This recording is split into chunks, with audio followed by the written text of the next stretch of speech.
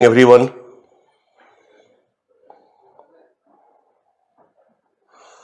Good morning, everyone.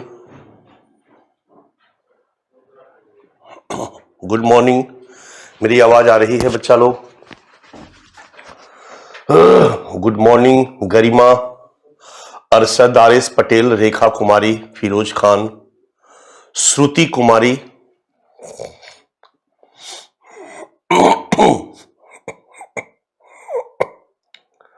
गरिमा मंडोली,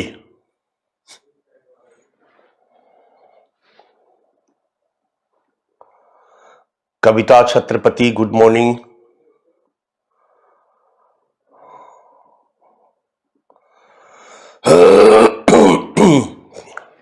हम लोगों को आज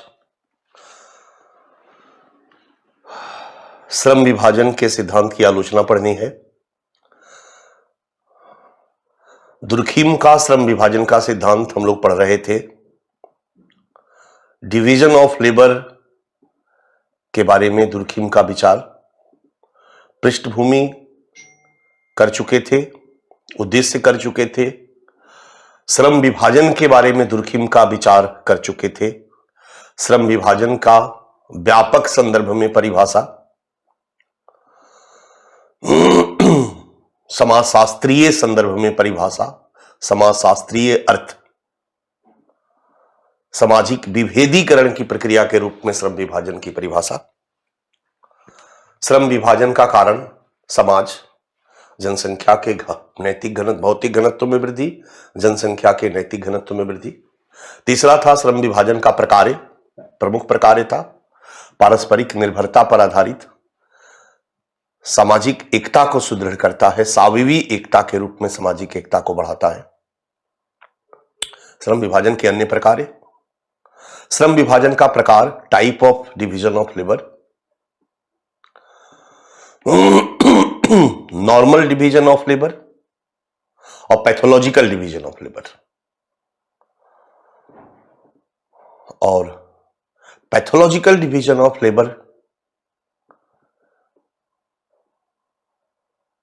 की समस्या का समाधान जो दुर्खीम ने बताया, ये हम लोग कर लिए थे. आलोचना करनी बाकी थी. गरिमा मंडलोई, मैं भी तो यही बोलता हूं यार, गरिमा मंडलोई. गरिमा मंडलोई कहां की रहने वाली हो? किस राज्य की निवासी हो?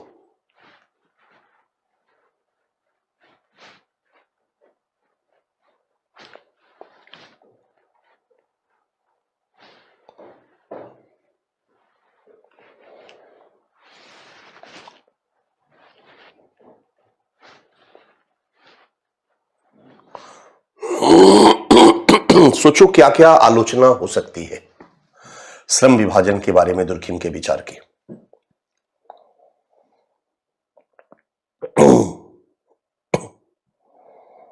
श्रम विभाजन के बारे में दुर्खीम के विचार की क्या क्या आलोचना हो सकती है? 2-3-4 बेसिक आलोचना तो आप मान के चलो की होगी. जो दुर्खीम की मेथोडोलॉजी है उस संदर्भ में आलोचना, समाज पर बल, व्यक्ति की उपेक्षा, सकारात्मक परिणामों के विश्लेषण पर बल और नकारात्मक परिणामों के विश्लेषण की उपेक्षा, ये 2 आलोचना बनेगी.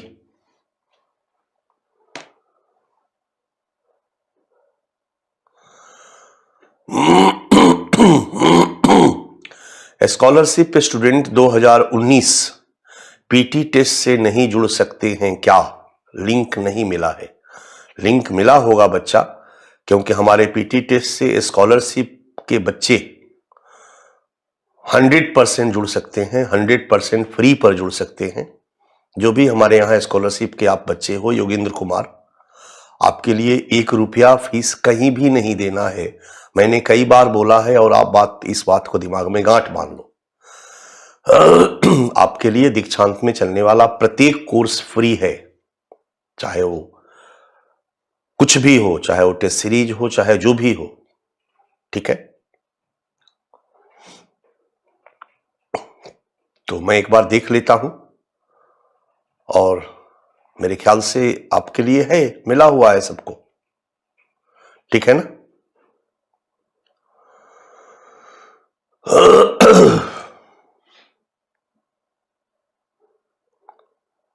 आप एक बार ग्रुप में लिखना, मुझे याद आ जाएगा, ऐसे मुझे याद है, लेकिन बाय द वे मैं बाहर निकलूं और दिमाग से स्लिप कर जाए तो एक बार ग्रुप में लिख देना, ठीक है ना।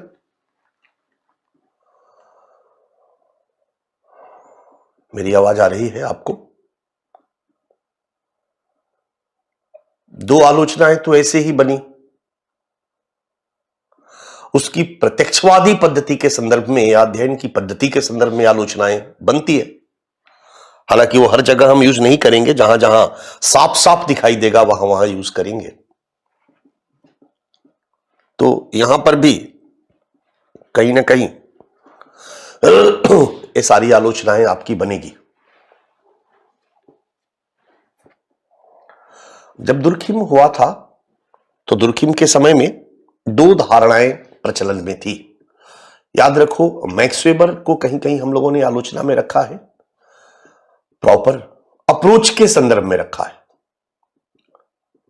दुर्खिम के समय में जो प्रचलित विचारधाराएं थी, मैक्स वेबर ने व्यक्ति पर बल दिया, लेकिन व्यक्ति पर बल देने वालों में उपयोगितावादी विचारक प्रमुख थे।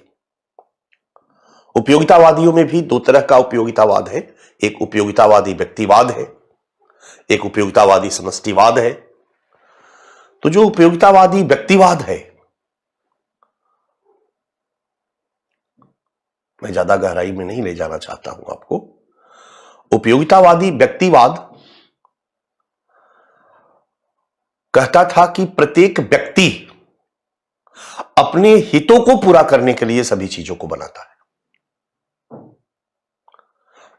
इन जनरल मैंने उपयोगितावाद का डिफिनीशन आपके सामने रखा है। जब मैं मार्क्स का पूंजीवाद पढ़ा रहा था तो मैंने आपको बताया था कि कैसे उदारवाद ने, उपयोगितावाद ने और लेसेस फेयर ने पूंजीवादी विचारधारा को सपोर्ट किया, संरक्षण दिया। एक तरह से हम कहें तो यह एक सपोर्टिंग आइडियोलॉजी था। वहां पर मैंने उपयोगितावाद के बारे में थोड़ी बहुत बात करी है। मैं एक बार खत्म होने के बाद में उदारवाद थोड़ा और गहराई से समझा दूंगा। तो उदारवाद का फर्स्ट फेज, उदारवाद का सेकंड फेज और नौ उदारवाद, नियोलिबरलिज्म तक, इससे ज्यादा की जरूरत नहीं है। उसी तरीके से मार्क्सवाद और नौ मार्क्सवाद, तो अभी तक मैंने बहुत ज्यादा नौ मार्क्सवाद पे चर्चा नहीं की है, उसको मैंने छोड़ के रखा है। वेबर के बाद मैं इन सब चीजों पे चर्चा करूंगा। वहां मैंने बताया था कि कुछ विद्वानों का जो वर्ग है, बेंथम है, मिल है, इन्होंने कहा मानव स्वभाव के बारे में, और मानव स्वभाव के संदर्भ में बहुत सारी बातों की व्याख्या इन्होंने रखी। एथिक्स में भी आप उपयोगितावाद को पढ़ोगे, एथिक्स में भी आप उपयोगितावाद को पढ़ोगे। वो जब एथिक्स को डिफाइन करते हैं तो कहते हैं कि जो सुखकर है वही नैतिक है, जो हमारे लिए लाभकारी है वही नैतिक है, जो हानिकारक है वो नैतिक कैसे हो सकता। तो उपयोगिता के संदर्भ में उन्होंने एथिक्स को डिफाइन करने का प्रयास किया है। What is right, what is wrong के कंटेस्ट में बहुत सारी आइडियोलॉजी ने इसको डिफाइन करने का प्रयास किया। थ्योरी ऑफ इंट्यूशनिज्म, उसी तरीके से उपयोगितावादियों ने भी कहा, तर्क बुद्धिवादियों ने भी डिफाइन किया, कांट वगैरह की जब आप नैतिक विचारों को पढ़ोगे। उपयोगितावादी कहते हैं कि मानव स्वभाव है कि मानव अधिक से अधिक सुख चाहता है और कम से कम दुख चाहता है। ह्यूमन नेचर है, मानव सुख चाहने वाला प्राणी है। उसका नेचर है कि उसको अधिक से अधिक सुख और कम से कम दुख मिले। और दूसरी तरफ मानव एक विवेकशील प्राणी है, इसलिए मानव अपनी प्रत्येक गतिविधियों को इस तरह से संगठित करता है कि उसको अधिक से अधिक सुख मिले और कम से कम दुख मिले। मैंने ये बात आपको बताई थी। हालांकि मैं यहां से टर्न ले लिया था राज्य के हस्तक्षेप के मामले में उपयोगितावादियों का विचार, जहां वो कहते हैं कि अगर राज्य मानव के स्वभाव को समझे और मानव को फ्रीडम दे तो मानव मनुष्य व्यक्ति अपने प्रत्येक क्रियाकलापों को इस तरीके से संगठित करेगा कि उसे अधिक से अधिक सुख मिले, कम से कम दुख मिले। सारे मानव सुखी हो जाएंगे, राज्य सुखी हो जाएगा। राज्य को हस्तक्षेप करने की जरूरत ही नहीं।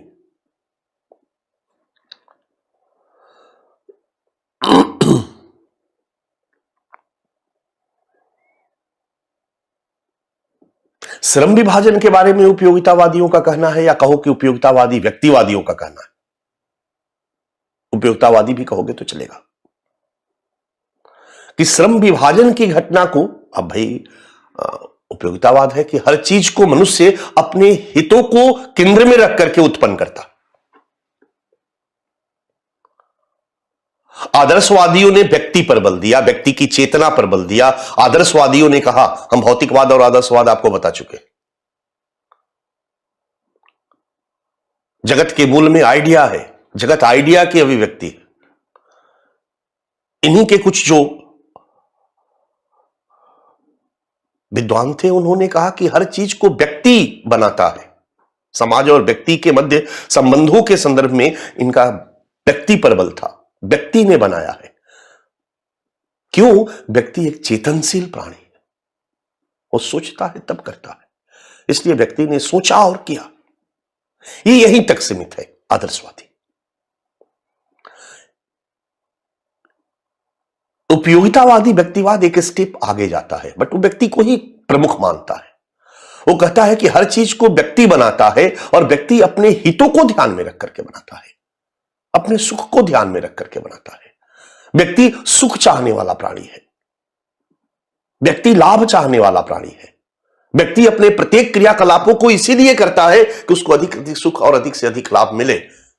हर चीज को व्यक्ति ने बनाया है अपने सुख को प्राप्त करने के लिए, अपने हितों की पूर्ति के लिए, लाभ को प्राप्त करने के लिए। हर चीज का निर्माता व्यक्ति है। और इस संदर्भ में अगर हम श्रम विभाजन के कारणों को देखें तो उपयोगितावादी कहते हैं कि श्रम विभाजन के कारण में व्यक्ति और व्यक्ति का हित प्रमुख होता है। व्यक्ति अपने व्यक्तिगत हितों को पूरा करने के लिए समाज की भिन्न भिन्न घटनाओं को जन्म देता है। श्रम विभाजन भी एक प्रमुख सामाजिक घटना है, इसलिए इसको भी जन्म व्यक्ति ने दिया, अपने हितों को सिद्ध करने के लिए दिया। बिल्कुल क्लियर है दिमाग में। मार्क्स कहते हैं कि श्रम विभाजन की घटना को पूंजीपतियों ने, जटिल श्रम विभाजन के संदर्भ में याद रखो, पूंजीपतियों ने जन्म दिया है। वो कारखाना में काम को बांट के करवाने लगे, एक ही काम को कई टुकड़ों में बांट के करवाने लगे। इसलिए उन्होंने काम को बांटा क्योंकि इससे काम की गुणवत्ता सुधरेगी, प्रति व्यक्ति उत्पादकता बढ़ेगी और इसका लाभ किसको मिलेगा? पूंजीपतियों को मिलेगा। मार्क्स कहते हैं कि श्रम विभाजन का ये जो लाभकारी पहलू है ये केवल पूंजीपतियों के लिए है, समाज के लिए हानिकारक होती है। सृजनात्मक क्षमताओं के विकास को अवरुद्ध कर देती है, कार्य संतुष्टि को समाप्त कर देती है, व्यक्ति को अलगावित कर देती है। याद करो थ्योरी ऑफ एलिनेशन। तो उपयोगितावादी व्यक्ति को प्रमुखता देते थे, इसलिए उपयोगितावादियों ने दुर्खिम के इस सिद्धांत की आलोचना इसी संदर्भ में की कि दुर्खिम ने श्रम विभाजन के उद्भव के कारणों का विश्लेषण करते समय समाज पर बल देकर, कि समाज ने श्रम विभाजन को उत्पन्न किया, समाज ने अपनी आवश्यकताओं को पूरा करने के लिए उत्पन्न किया। जनसंख्या के जब भौतिक घनत्व में वृद्धि हुई, समस्याएं उत्पन्न हुई, तो समाज का नैतिक दायित्व बना कि वो इन समस्याओं का समाधान करे। फलतः समाज ने इन समस्याओं का समाधान करने के लिए काम को बांटकर करवाने का काम शुरू किया। श्रम विभाजन की घटना का उद्भव हुआ। श्रम विभाजन की घटना के उद्भव का कारण समाज है, और समाज अपने हितों को पूरा करने के लिए, अपनी आवश्यकताओं को पूरा करने के लिए इन घटनाओं को उत्पन्न करता है। उपयोगितावादी कहते हैं नहीं, व्यक्ति है, व्यक्तिगत हितों को पूरा करने के लिए व्यक्ति इस तरह की घटनाओं को उत्पन्न करता है। इसलिए दुर्खिम की आलोचना जब वो करते हैं तो कहते हैं कि श्रम विभाजन के उद्भव के कारणों के विश्लेषण में दुर्खिम ने समाज पर बल देकर व्यक्ति व व्यक्तिगत हितों की भूमिका की उपेक्षा की है। तो व्यक्ति और व्यक्तिगत हितों की भूमिका की उपेक्षा की है, ये धारणा, ये आलोचना उपयोगितावादियों का है, उपयोगितावादी व्यक्तिवादियों का है। और बाकी कुछ और आलोचकों ने भी इस संदर्भ में आलोचना की कि इन्होंने समाज पर बल देकर अन्य कारकों की भूमिका की उपेक्षा की है। श्रम विभाजन के उद्भव के लिए अन्य कारक भी रहे। एक आलोचना बनती है, एक कारणात्मक व्याख्या की आलोचना हो गई, समाज पर बल देने की आलोचना हो गई। दोनों आलोचना हो गई, समाज पर बल, व्यक्ति की उपेक्षा, कारणों में सामाजिक कारण पर बल और अन्य कारणों की उपेक्षा। ऊपर वाली आलोचना में, मतलब पहली आलोचना में दो आलोचनाएं इनहेरेंट है। कुछ आलोचकों ने कहा कि दुर्खिम चाचा ने श्रम विभाजन के सामाजिक प्रभावों का विश्लेषण किया। सही किया, समाजशास्त्रीय विश्लेषण में इसके सामाजिक प्रभावों का विश्लेषण होना चाहिए। लेकिन सामाजिक प्रभावों का विश्लेषण करते समय इन्होंने श्रम विभाजन के सकारात्मक परिणामों का, इसको हम अगर थोड़ा और समाजशास्त्रीय शब्दों में कहें तो प्रकार्यात्मक पक्षों का, पॉजिटिव डायमेंशन पर विशेष बल देकर इसके श्रम विभाजन के नकारात्मक पक्षों की उपेक्षा करी है, नकारात्मक पक्षों की उपेक्षा की। मेरी बात समझ में आ रही है बच्चा?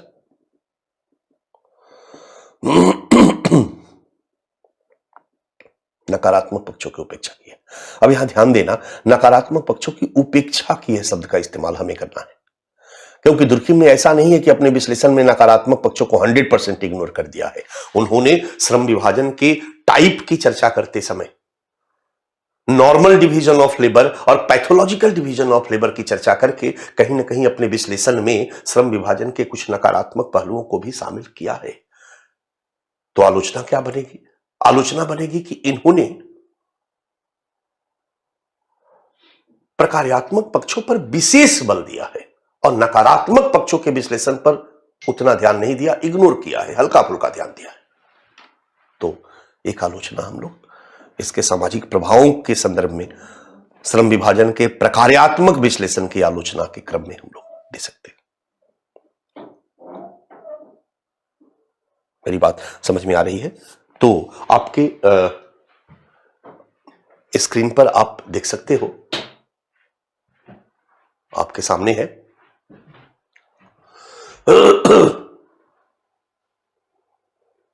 पहली आलोचना, श्रम विभाजन के उद्भव के कारणों के विश्लेषण में समाज पर बल देकर व्यक्ति व व्यक्तिगत हितों की भूमिका तथा अन्य कारकों की भूमिका की उपेक्षा। दूसरा है दुर्खिम द्वारा श्रम विभाजन के प्रकार्यात्मक पक्षों पर विशेष बल देकर इसके नकारात्मक पक्षों की उपेक्षा। आप अगर इसके बारे में यहां लिखना चाहो तो लिख सकते हो, डेरेन डॉर्फ एक द्वंद्ववादी विचारक हैं। मतलब द्वंद्ववादी मतलब मार्क्स भी द्वंद्ववादी था, ये भी द्वंद्ववादी है, यानी इन्होंने समाज के हर पक्ष पर द्वंद्व, नकारात्मक पक्षों के विश्लेषण पर विशेष बल दिया है। तो इन्होंने कहा कि श्रम विभाजन के नकारात्मक पक्षों के विश्लेषण की उपेक्षा करी है एमिल दुर्खिम ने। चलेगा, दो आलोचनाएं। अब हम लोग तीसरी आलोचना देखते हैं।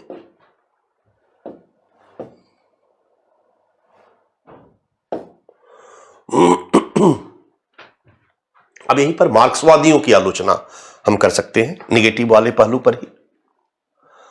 यहां मार्क्सवादी एक आलोचना करते हैं बच्चा कि दुर्खिम जब व्याधिकीय श्रम विभाजन का समाधान बताते हैं, ये समाधान की आलोचना है, कारण की हो गई, प्रकार की हो गई। टाइप समाधान। दुर्खिम जब व्याधिकीय श्रम विभाजन का समाधान बताते तो कहते हैं कि व्यावसायिक संघों का गठन किया जाए, निगमों का गठन किया जाए। इस समाज के हित में आचरण संहिता का निर्माण करेंगे और अपने सदस्यों को समाज के हित में कार्य करने के लिए प्रेरित करेंगे। मार्क्सवादी कहते हैं कि यह बिल्कुल गलत है, यह बिल्कुल गलत है। ये व्यवसायिक संघ समाज के हित में तो काम ही नहीं करते हैं, ये तो केवल अपने व्यवसायिक समूह के सदस्यों के हितों के पक्ष में काम करते हैं। ट्रेड यूनियन हमेशा मजदूरों के हितों के पक्ष में काम करता है, शिक्षक संघ हमेशा शिक्षकों के हितों के पक्ष में काम करता है, किसान संगठन किसान के हितों के पक्ष में काम करते हैं, आईएएस एसोसिएशन आईएएस के हितों के पक्ष में काम करते हैं।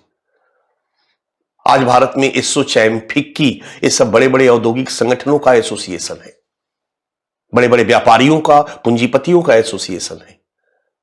क्या ये लोग श्रमिकों के हितों के पक्ष में काम करेंगे?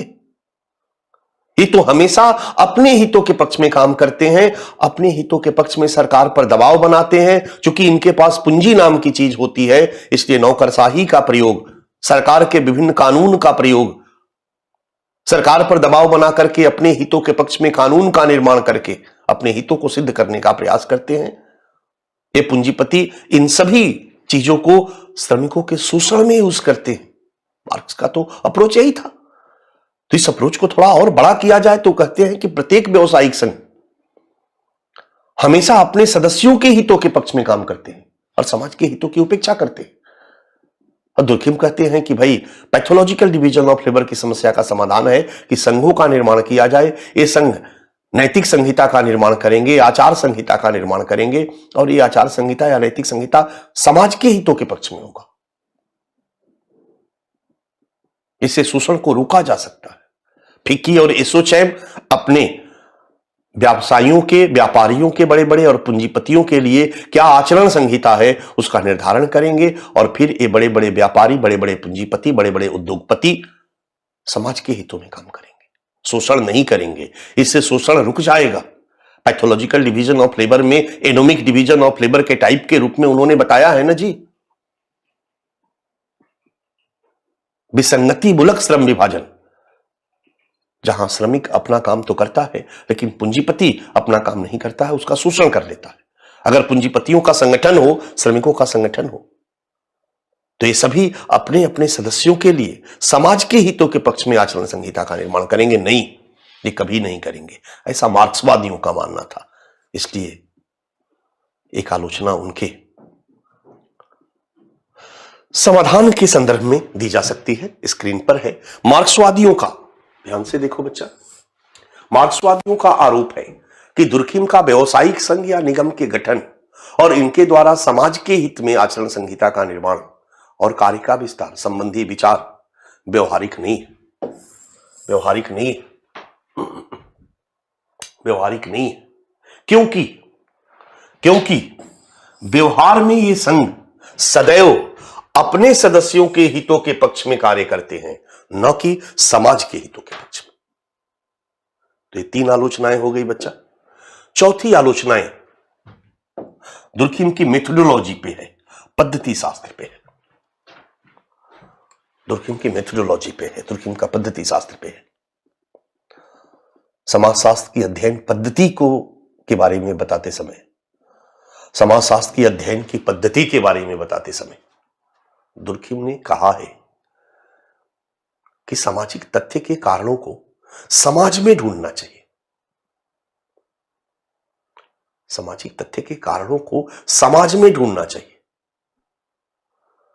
सामाजिक तथ्य के कारणों को अन्य सामाजिक तथ्यों में ढूंढना चाहिए, न कि जैविकीय तथ्य में ढूंढना चाहिए, न कि मनोवैज्ञानिक तथ्य में ढूंढना चाहिए। याद करो, दुर्खिम जब इन विषयों से सोशियोलॉजी को अलग करके एक स्वतंत्र विषय के रूप में स्थापित करना चाह रहे थे, उस समय उन्होंने सोशियोलॉजी की विषय वस्तु का निर्धारण किया, सोशियोलॉजी की प्रकृति का निर्धारण किया, सोशियोलॉजी की अध्ययन पद्धति का निर्धारण किया। उसी समय दुर्खिम ने कहा कि सामाजिक तथ्य का कारणात्मक विश्लेषण करना चाहिए।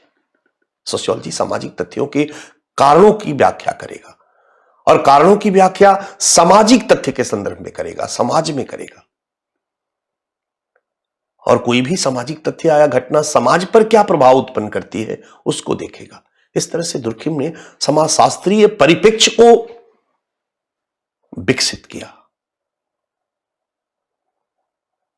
तो जब वो सामाजिक तथ्य के कारणों की व्याख्या की बात करते हैं, कारणात्मक व्याख्या के नियम बताते हैं, वहां पर वो कहते हैं कि समाजशास्त्री को सामाजिक तथ्यों, सामाजिक घटनाओं के कारणों की व्याख्या अन्य सामाजिक तथ्यों के संदर्भ में करनी चाहिए, जैविकीय तथ्य के संदर्भ में नहीं करनी चाहिए, मनोवैज्ञानिक तथ्य के संदर्भ में नहीं करनी चाहिए।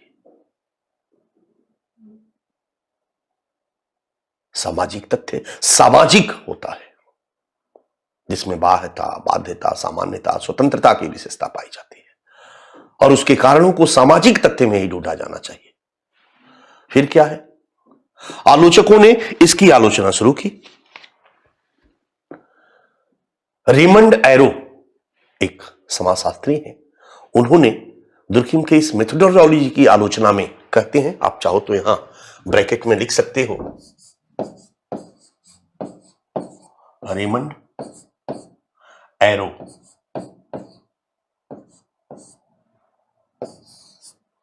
रेमंड कपड़े की एक कंपनी है और एरो रेडीमेड शर्ट की एक कंपनी है, वही स्पेलिंग होता है, रेमंड एरो।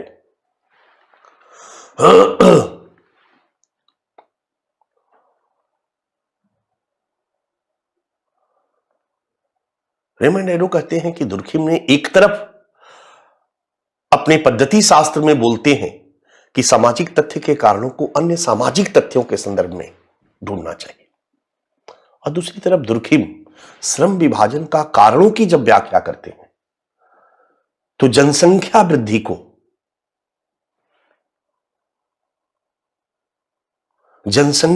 को श्रम विभाजन के कारण के रूप में स्थापित करते हैं, जनसंख्या के भौतिक घनत्व में वृद्धि। वो जनसंख्या वृद्धि, आयु के आधार पर श्रम विभाजन, लिंग के आधार पर श्रम विभाजन जैसी घटनाओं के विश्लेषण को आधार बनाकर श्रम विभाजन के उद्भव की कारणात्मक व्याख्या करते हैं। दुर्खिम द्वारा की गई यह व्याख्या उनके द्वारा ही बताए गए मेथोडोलॉजी से, पद्धति शास्त्र से विरोधाभास को दर्शाता है। एक तरफ तो उन्होंने कहा कि सामाजिक तथ्य के कारणों को सामाजिक तथ्य में ढूंढना चाहिए, और दूसरा उन्होंने श्रम विभाजन के कारणों को जैविकीय तथ्य में ढूंढा। जनसंख्या वृद्धि के रूप में आयु के आधार पर श्रम विभाजन, लिंग के आधार पर श्रम विभाजन, ये सभी जैविकीय तथ्य हैं। इनके आधार पर श्रम विभाजन की घटना की व्याख्या नहीं की जानी चाहिए। यदि दुर्खिम की मेथोडोलॉजी को आप फॉलो करते हो तो दुर्खिम खुद के पद्धति शास्त्र से भटक गए, खुद के पद्धति शास्त्र का उल्लंघन किया। एक आलोचना है, ये आलोचना लास्ट में ही देंगे हम लोग, तो आपके पास ध्यान से देखो। दुर्खिम द्वारा बढ़ते श्रम विभाजन का कारण, दुर्खिम द्वारा बढ़ते श्रम विभाजन का कारण जनसंख्या वृद्धि को बताना और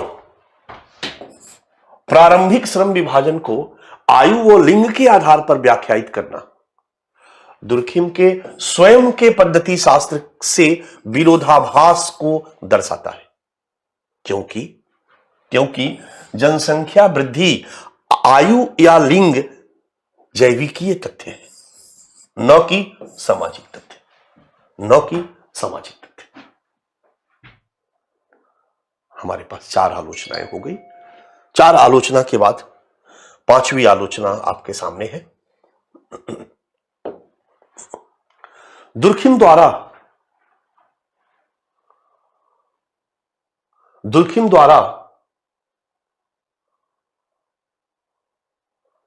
आलोचक कहते हैं कि दुर्खिम ने प्राचीन और आधुनिक समाज के रूप में उद्भव और विकास की व्याख्या को प्रस्तुत करते समय उन्होंने प्राचीन समाज को और आधुनिक समाज को समरूपता और विषमरूपता के आधार पर विभेदीकृत किया है। उनका कहना है कि प्राचीन समाज में समरूपता पाई जाती है, आधुनिक समाज में विषमरूपता, आधुनिक समाज विभेदीकृत समाज है।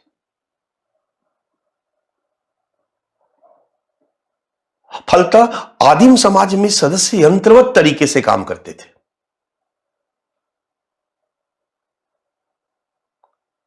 जब वो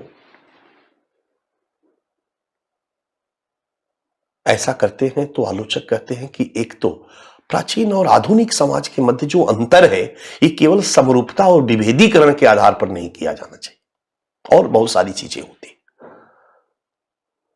प्राचीन और आधुनिक समाज में अंतर के लिए बहुत सारी चीजें होती है। ये केवल समरूपता और विभेदीकरण के आधार पर अंतर नहीं किया जा सकता है, पहली बात।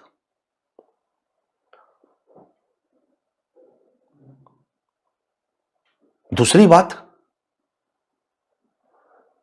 कि प्राचीन समाज में, आदिम समाज में समाज के सदस्य समाज के नियमों के अनुसार यंत्रवत कार्य करते थे, ये कहना भी तर्कसंगत नहीं है।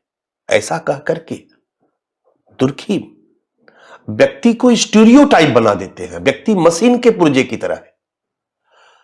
चाहे आदिम समाज हो चाहे आधुनिक समाज हो, व्यक्ति इस तरह से मशीन का पुर्जा कभी नहीं रहा कि समाज के नियमों का बिल्कुल यंत्रवत पालन, बिना कोई दिमाग लगाए हुए यंत्रवत पालन करता रहा है। ऐसा कभी नहीं रहा। मनुष्य विवेकशील प्राणी है और हमेशा विद्यमान नियमों में अपनी विवेकशीलता के अनुसार संशोधन करता रहा। व्यक्ति के क्रियाकलापों में, व्यक्ति द्वारा नियमों के पालन में व्यक्ति की सोच, व्यक्ति की विचार महत्वपूर्ण भूमिका निभाती है। व्यक्ति के हित अहित महत्वपूर्ण भूमिका निभाते। व्यक्ति कभी भी मशीन की तरह नहीं रहा, यंत्रवत पालन करने वाला। दुर्खिम ने आदिम समाज या प्राचीन समाज में व्यक्तियों को यंत्र के समान मान लिया, मशीन के समान मान लिया, स्टीरियोटाइप मान लिया, जो सही नहीं है, जो तर्कसंगत नहीं है, ये पचने वाली चीज नहीं है। यहीं पर एक और आलोचनाएं आप चाहो तो कर सकते हो कि इन्होंने, मैं कहूं तो पहले इसको देख लो, आपके सामने स्क्रीन पर है बच्चा।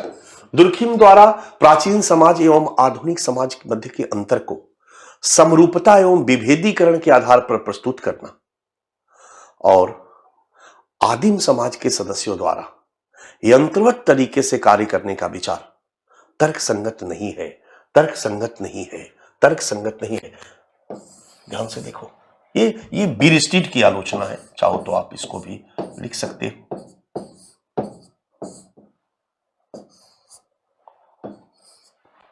तर्कसंगत नहीं है।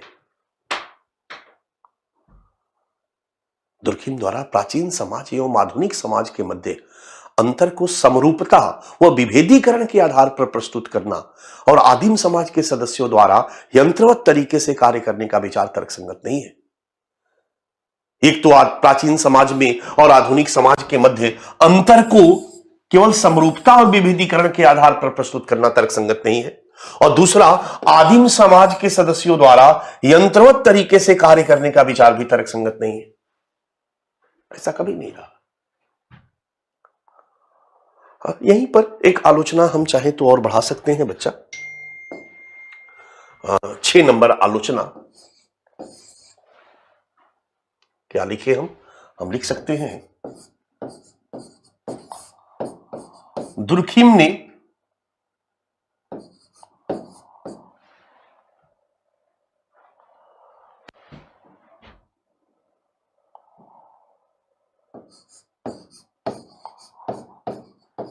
समाज में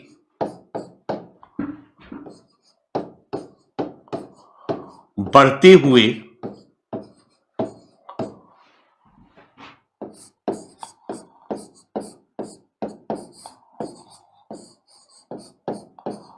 श्रम विभाजन के आधार पर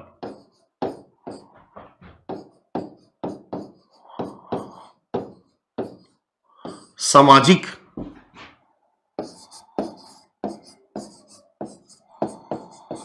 परिवर्तन को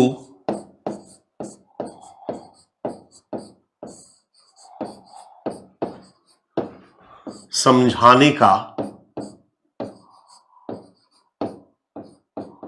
प्रयास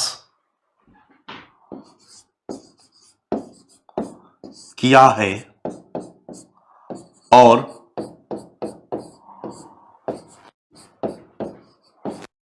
सामाजिक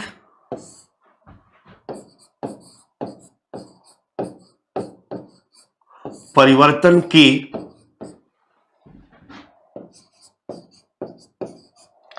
अन्य कारकों की उपेक्षा की है। यह आलोचना परेटो ने दिया है, विल्फ्रेडो परेटो। विल्फ्रेडो परेटो, ये परेटो की आलोचना है। एक आलोचना इसको भी आप लिख सकते हो। दुर्खिम कहते हैं कि आदिम समाज, आधुनिक समाज, यांत्रिक एकता पर आधारित समाज, श्रम विभाजन नहीं, श्रम विभाजन में लगातार वृद्धि, विभेदीकरण की प्रक्रिया बढ़ता गया और इस तरह से अधिक श्रम विभाजन वाला समाज है। इन्होंने सामाजिक परिवर्तन को श्रम विभाजन के आधार पर, बढ़ते हुए श्रम विभाजन के आधार पर व्याख्यायित किया है। सामाजिक परिवर्तन की यह व्याख्या तर्कसंगत नहीं है। सामाजिक परिवर्तन को अन्य कारकों के आधार पर भी समझा जाना चाहिए। सामाजिक परिवर्तन के लिए कई कारक जिम्मेदार होते, तो सामाजिक परिवर्तन के संदर्भ में दुर्खिम के इस विचार की आलोचना परेटो कहते हैं। हालांकि इस आलोचना को हम लोग लास्ट में देखेंगे, अगर जरूरत पड़ी बहुत ज्यादा आलोचना लिखने की तब हम रखेंगे, अदरवाइज हम इसको नहीं लिखेंगे, क्योंकि हमारे पास जितना जरूरत है 200, 250, 300 शब्दों में जो प्रश्न पूछे जा रहे हैं, तो वहां के लिए उतनी आलोचना काफी। तो ये हो गई बच्चा दुर्खिम के श्रम विभाजन संबंधी विचारों की आलोचना। ठीक है, अब मूल्यांकन एवं निष्कर्ष की बारी आती है। तो हम कहेंगे कि भाई ठीक है, उपरोक्त आलोचनाएं काफी हद तक सही है, बट हम केवल इसके आधार पर दुर्खिम के श्रम विभाजन संबंधी विचारों को पूरी तरह से खारिज नहीं कर सकते।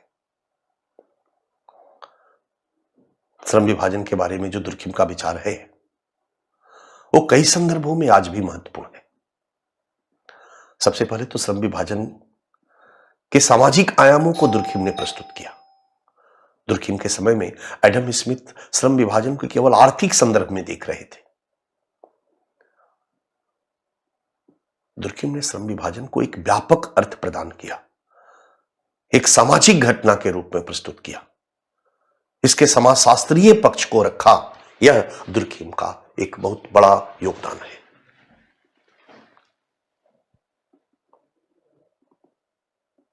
दुर्खिम ने श्रम विभाजन के परिणामों की व्याख्या करते समय अपने विश्लेषण को श्रम विभाजन के सकारात्मक परिणामों पर फोकस किया और दिखाया कि कैसे ये केवल उत्पादन ही नहीं बढ़ाता है। एडम स्मिथ जी कह रहे थे प्रति व्यक्ति उत्पादकता को ही नहीं बढ़ाता है, बल्कि ये पारस्परिक निर्भरता पर आधारित एकता को भी संभव बनाता है। इस तरह से श्रम विभाजन के सकारात्मक परिणामों की चर्चा करके मार्क्स द्वारा श्रम विभाजन के बारे में किए गए नकारात्मक विश्लेषण का एक विकल्प प्रस्तुत करते हैं।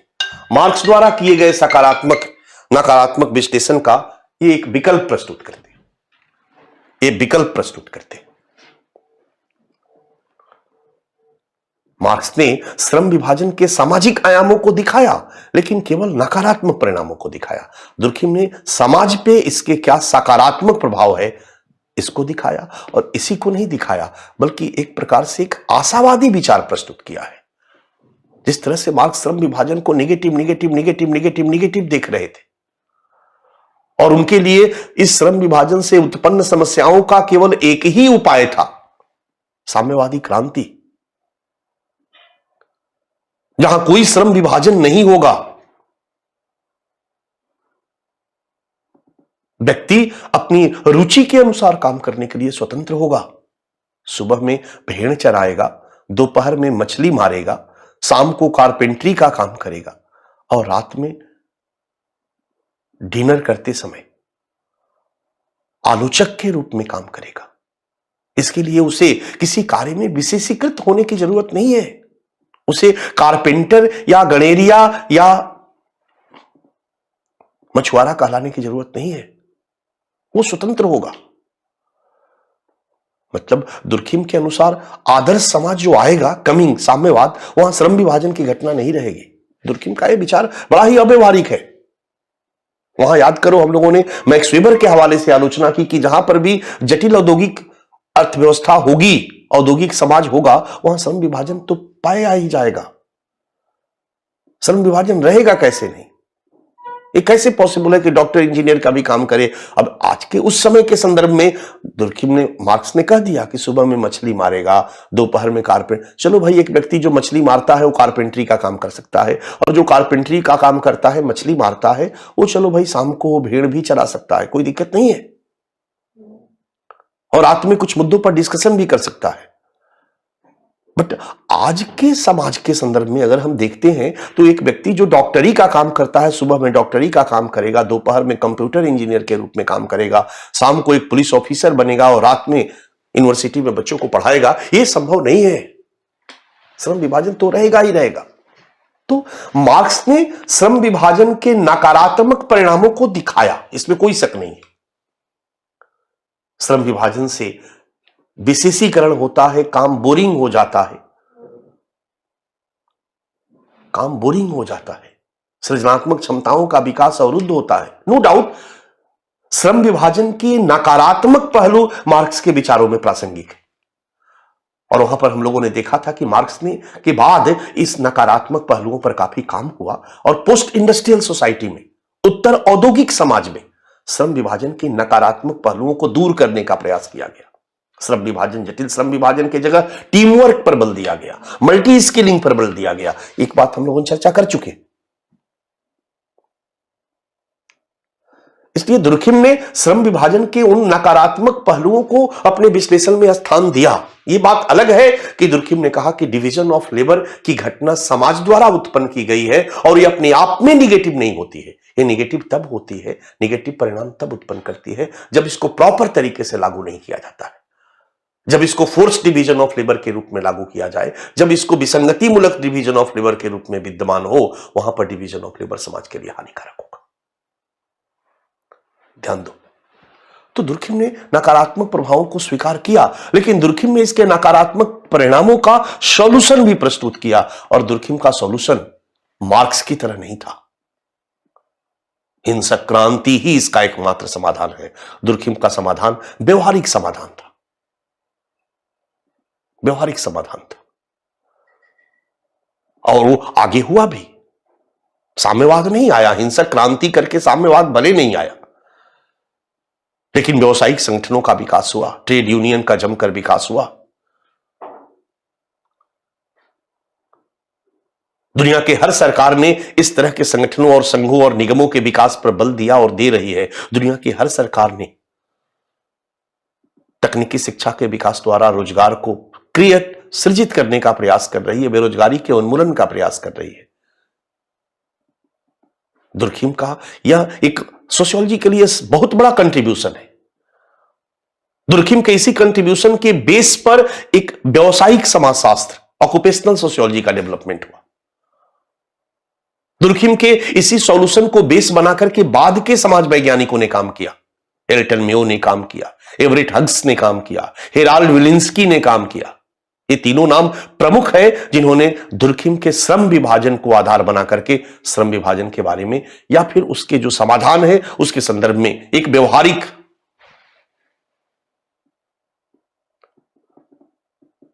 इस अध्ययन को आगे बढ़ाने का काम किया।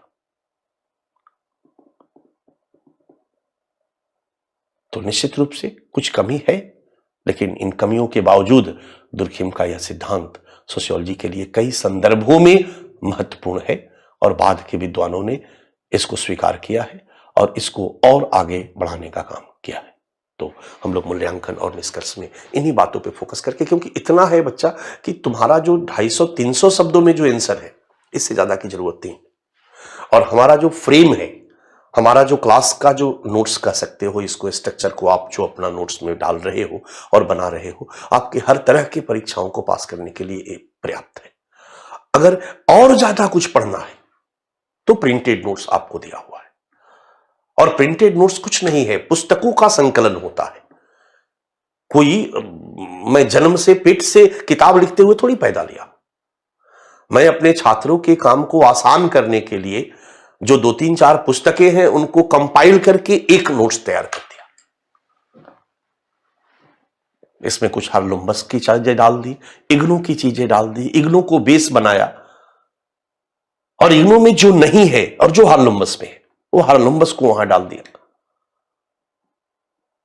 तो जो जो चीजें जहां जहां नहीं है, जहां जहां है, मिला करके हमने एक ऐसा नोट्स तैयार किया जिसमें सब मैटर है, सब मटेरियल है। तो नोट्स मतलब स्टडी मटेरियल, और आपको उसकी जरूरत तब पड़ती है जब आप और थोड़ा सा उस पर स्टडी करना चाहते हो और थोड़ा पढ़ना चाहते हो, तो उसके बाद उसको पढ़ो। तो मेरा पढ़ाया हुआ, समझाया हुआ, इसके बाद क्लास नोट्स जो आप स्क्रीन से कॉपी करके नोट्स बना रहे हो, और फिर बारी आती है इसके बाद नेक्स्ट स्टेप में और जानने के लिए हमारा स्टडी मटेरियल, हमारा प्रिंटेड नोट्स। और फिर अगर कुछ और आगे करना है तो फिर मुझे नहीं बताने की जरूरत है और आगे पढ़ना चाहिए, क्योंकि ये दोनों अगर आपका तैयार हो गया तो आप इतने मेच्योर हो जाओगे कि आप डिसाइड कर सकते हो कि और आगे क्या पढ़े। थोड़ा सा एससी दुबे को लेकर के पढ़ते हैं, थोड़ा एमएन सेनवास को लेकर के पढ़ते हैं, अलग से पतली पतली किताबें हैं, आप अलग से इनको पढ़ने का प्रयास करोगे।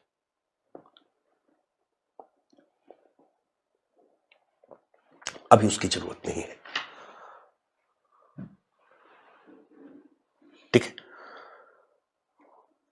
तो मूल्यांकन एवं निष्कर्ष इनफ है। एक नजर हम लोग डालते हैं बच्चा, मूल्यांकन एवं निष्कर्ष, फोकस करो। निश्चित रूप से उपरोक्त आलोचनाएं, मूल्यांकन एवं निष्कर्ष, निश्चित रूप से उपरोक्त आलोचनाएं दुर्खिम के विचारों में निहित कमियों को कमोबेश उजागर करती है। ऊपर की जो आलोचनाएं हैं कम या ज्यादा कमियों को उजागर करती है। बावजूद इसके यहां पर उजागर करती है का मतलब बच्चा, हमेशा मैंने हर आंसर में मूल्यांकन में दिया है डॉट डॉट डॉट है, मतलब अगर मूल्यांकन लिखना आ जाए तो केवल इतना ही नहीं लिखोगे, इन कमियों की चर्चा भी करोगे, क्योंकि मैं फिर से वही आलोचना वाली कमी यहां रखता तो ये रिपीटेशन होता, डॉट डॉट डॉट। बावजूद इसके दुर्खिम का श्रम विभाजन का यह सिद्धांत कई रूपों में महत्वपूर्ण है। जैसे पहला है श्रम विभाजन के उद्भव में समाज की भूमिका को उजागर करने में। कैसे समाज अपनी जरूरतों को पूरा करने के लिए श्रम विभाजन की घटनाओं को उत्पन्न करता है, या दूसरे शब्दों में कहो तो श्रम विभाजन किस तरीके से समाज की जरूरतों को पूरा करता है और समाज के लिए लाभकारी भूमिका निभाता है। दूसरा है श्रम विभाजन के लाभकारी पक्षों को प्रस्तुत करने में। श्रम विभाजन के क्या क्या लाभ हैं, इसको अगर जानना हो तो दुर्खिम को पढ़ लो, इससे ज्यादा पढ़ने की जरूरत नहीं है। ये दुर्खिम का कंट्रीब्यूशन है। मार्क्स को पढ़ोगे तो केवल नकारात्मक आएगा। तीसरा है श्रम विभाजन के द्वारा सामाजिक एकता की समस्या का समाधान प्रस्तुत करने में। यहां एक और बात ध्यान देने की है, दुर्खिम ने उस समय जब मार्क्स जैसे विचारक कह रहे थे कि बढ़ता हुआ पूंजीवाद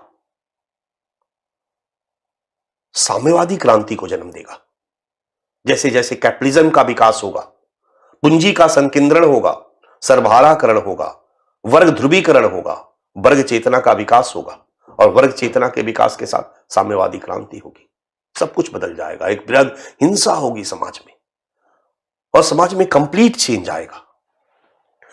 इस तरह की भविष्यवाणियां की जा रही थी।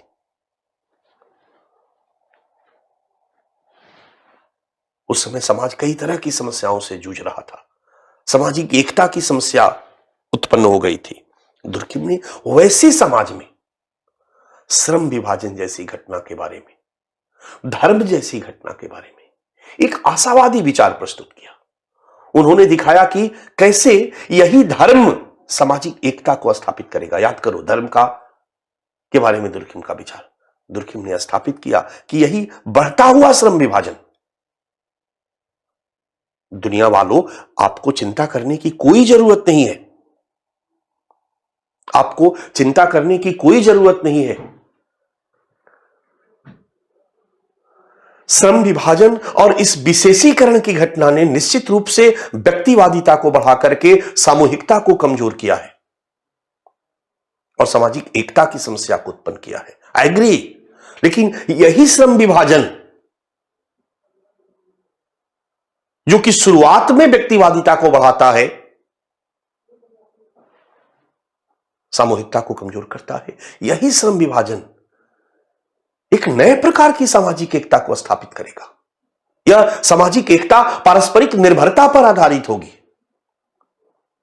दुर्खिम कहते हैं कि बढ़ते हुए श्रम विभाजन और विशेषीकरण के साथ जैसे जैसे व्यक्ति और अधिक से अधिक स्वायत्त और स्वतंत्र होता जाता है, समाज से पृथक व्यक्ति के महत्व में वृद्धि होती है, व्यक्ति के व्यक्तित्व के महत्व में वृद्धि होती है, व्यक्ति अधिक से अधिक स्वायत्त और स्वतंत्र होता जाता है। लेकिन इस प्रक्रिया में व्यक्ति अधिक से अधिक समाज पर निर्भर भी होता जाता है, उसकी आत्मनिर्भरता कमजोर भी होती जाती है और यही पारस्परिक निर्भरता समाज को जोड़ेगी, समाज में एक नए प्रकार की एकता को स्थापित करेगी, जिसको दुर्खिम ने सावयवी एकता की संज्ञा दी।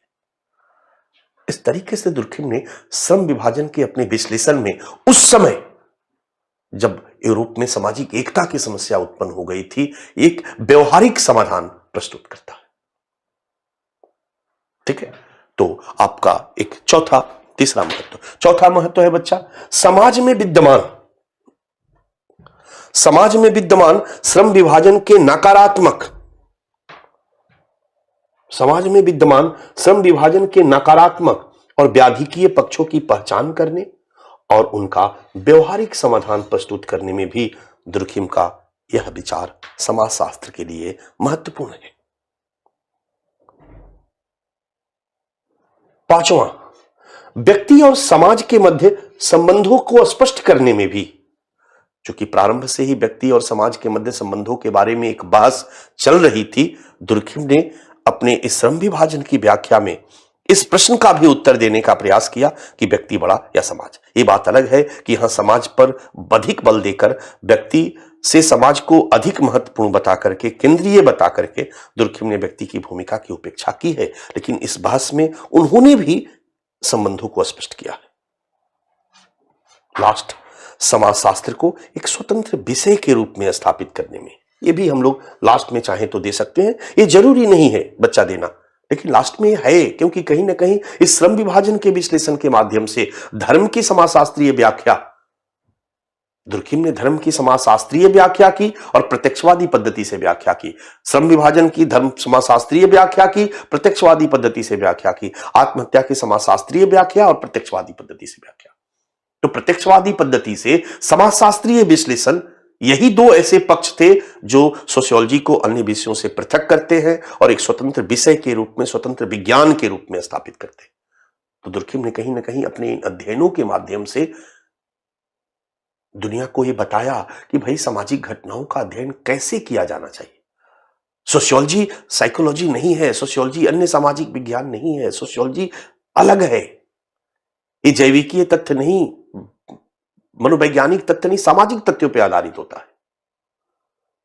इसके अध्ययन का तरीका अलग है। यहां सामाजिक तथ्यों के कारणों को समाज में ढूंढा जाता है, यहां सामाजिक तथ्यों का प्रत्यक्ष निरीक्षण परीक्षण द्वारा विश्लेषण किया जाता है। तो ये सारी बातें अपने अध्ययनों के माध्यम से दुर्खिम ने बताई और इस तरीके से दुर्खिम ने सोशियोलॉजी को एक स्वतंत्र विषय के रूप में भी स्थापित करने में इन अध्ययनों के माध्यम से एक महत्वपूर्ण प्रयास किया है। तो इस संदर्भ में भी दुर्खिम का विचार सोशियोलॉजी के लिए महत्वपूर्ण है। ठीक है, अतः निष्कर्ष है कि दुर्खिम का उपरोक्त सिद्धांत श्रम विभाजन का सिद्धांत कुछ एक कमियों के बावजूद समाजशास्त्र के लिए एक महत्वपूर्ण योगदान है। विशेष रूप से उसके द्वारा प्रस्तुत श्रम विभाजन के व्याधिकीय रूपों का समाधान बच्चा, जिसे बाद के विचारकों द्वारा मुख्यतः एल्टन मेयो, हेराल्ड विलिंस्की और एवरेट हग्स आदि द्वारा व्यवसायिक समाजशास्त्र के विकास में प्रयुक्त किया गया है। ये सब जो आप लिखते हो ना बच्चा, ये 2-3-4 line Elton Mayo, Harold Wilensky, Everett Hughes, occupational sociology, ये इसलिए लिखो क्योंकि ये आपके आंसर को अन्य छात्रों के आंसर से अलग करती है। एग्जामिनर के मन मस्तिष्क में ये इंजेक्ट कर देती है कि लड़का एडवांस है, दुर्खिम के बाद को भी उसने पढ़ा है, वो एल्टर मेयो को भी थोड़ा बहुत जानता है, हेराल्ड विलिंस्की को जानता है, एवरेट हग्स को जानता है। आपको 2 ही लाइन बताना है क्योंकि आपसे हेराल्ड विलिंस्की नहीं पूछेगा, एवरेट हग्स नहीं पूछेगा। ये तो होता है ना कि पापड़ चटनी, ये सब प्रेजेंटेशन के जो, ये बस आपके आंसर के स्तर को थोड़ा ऊंचा उठा देता है इन सब चीजों का प्रयोग करके, क्योंकि ये निष्कर्ष में ही कर सकते हो। पूछा तो जाएगा दुर्खिम के बारे में, श्रम विभाजन के बारे में, और 20-25 शब्द निष्कर्ष के लिए आपके पास शब्द की छूट है। जहां आप कुछ लिखो तो कुछ इस तरह की चीजों को लिखो कि एक पॉजिटिव प्रभाव एग्जामिनर के दिमाग के ऊपर आप डाल दो। अगर आप डाल दिए और आपके बारे में एक बार उसके दिमाग में बन गया कि नहीं एक सिंसियर बच्चा है, दैट्स ऑल, तो फिर केवल एक आंसर नहीं आप लिखे हो बच्चा, आप क्वेश्चन नंबर 1 में 5 क्वेश्चन लिखे हो, क्वेश्चन नंबर 5 में 5 क्वेश्चन लिखे हो, इसके बाद 9 क्वेश्चन बाकी में लिखे हो, तो आप 18-19 सवाल लिखते हो। एक भी अगर आपने 1 नंबर ज्यादा ले लिया, 2 नंबर ज्यादा ले लिया, केवल इन सब चीजों के कारण, सजावट के कारण, एक उसके दिमाग पर एक प्रभाव इंजेक्ट करने के कारण कि लड़का सिंसियर है, तो आप 1 number, 1.5 number, 12 number, 15 number, 20 number का अगर सवाल है बच्चा, तो 20 नंबर के सवाल में आपको अगर 10 मिला है, अगर 11.5 मिल जाए, 1 नंबर, 1.5 नंबर, 2 नंबर, तो सोचो कि आप 18 सवालों में अगर 20 नंबर भी अन्य छात्रों से प्लस पा लिए आप एक पेपर में,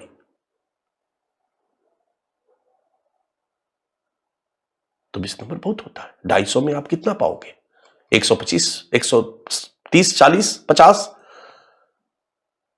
125 और 150, सोचो। तो एक लेवल पर आने के बाद में एक तो पहला बेसिस पक्ष है कि हम इन सब चीजों को जानें। इसके बाद फिर एक लेवल पर आने के बाद बात आती है कि हम इन लोगों को इस तरीके से कैसे प्रेजेंट करें कि हम बाकी छात्रों से अपने को अलग करें। हम 15,000 फेल होने वाले छात्रों के जगह पर 1,000 पास होने वाले छात्रों में कैसे अपने को शामिल करें। ठीक है, तो ये है बच्चा दुर्खिम का श्रम विभाजन के बारे में विचार। दुर्खिम का श्रम विभाजन का सिद्धांत, पृष्ठभूमि एवं उद्देश्य, इस सिद्धांत के पहले की सामाजिक पृष्ठभूमि, बौद्धिक पृष्ठभूमि और इस श्रम विभाजन के अध्ययन के पीछे दुर्खिम का उद्देश्य, फिर श्रम विभाजन के बारे में दुर्खिम का विचार, अर्थ, कारण, प्रकार्य, प्रकार, समाधान, आलोचकों का विचार, और फिर मूल्यांकन और निष्कर्ष, मतलब कमी और महत्व पर चर्चा, और फिर कंक्लूजन कंप्लीट हुआ। 2-3 लाइन विलिंस्की, एवरेट हग्स वगैरह के माध्यम से मैंने बता दिया, इससे ज्यादा की जरूरत नहीं है। आगे जगह जगह पर हम इसमें ऐड ऑन करते रहेंगे।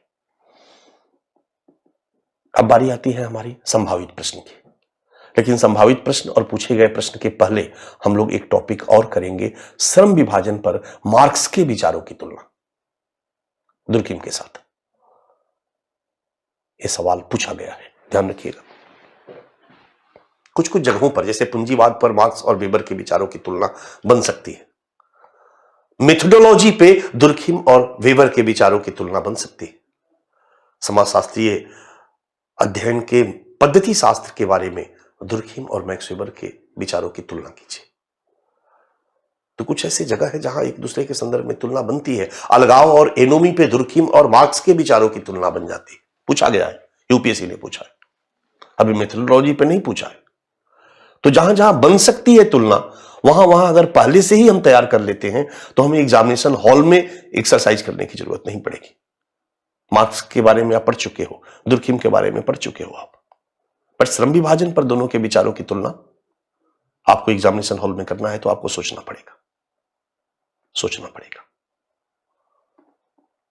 डन। करिए।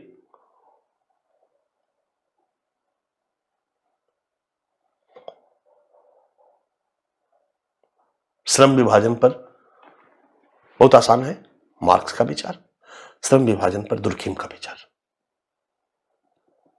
सबसे पहले तो तुलना होगा दोनों के दृष्टिकोण पे।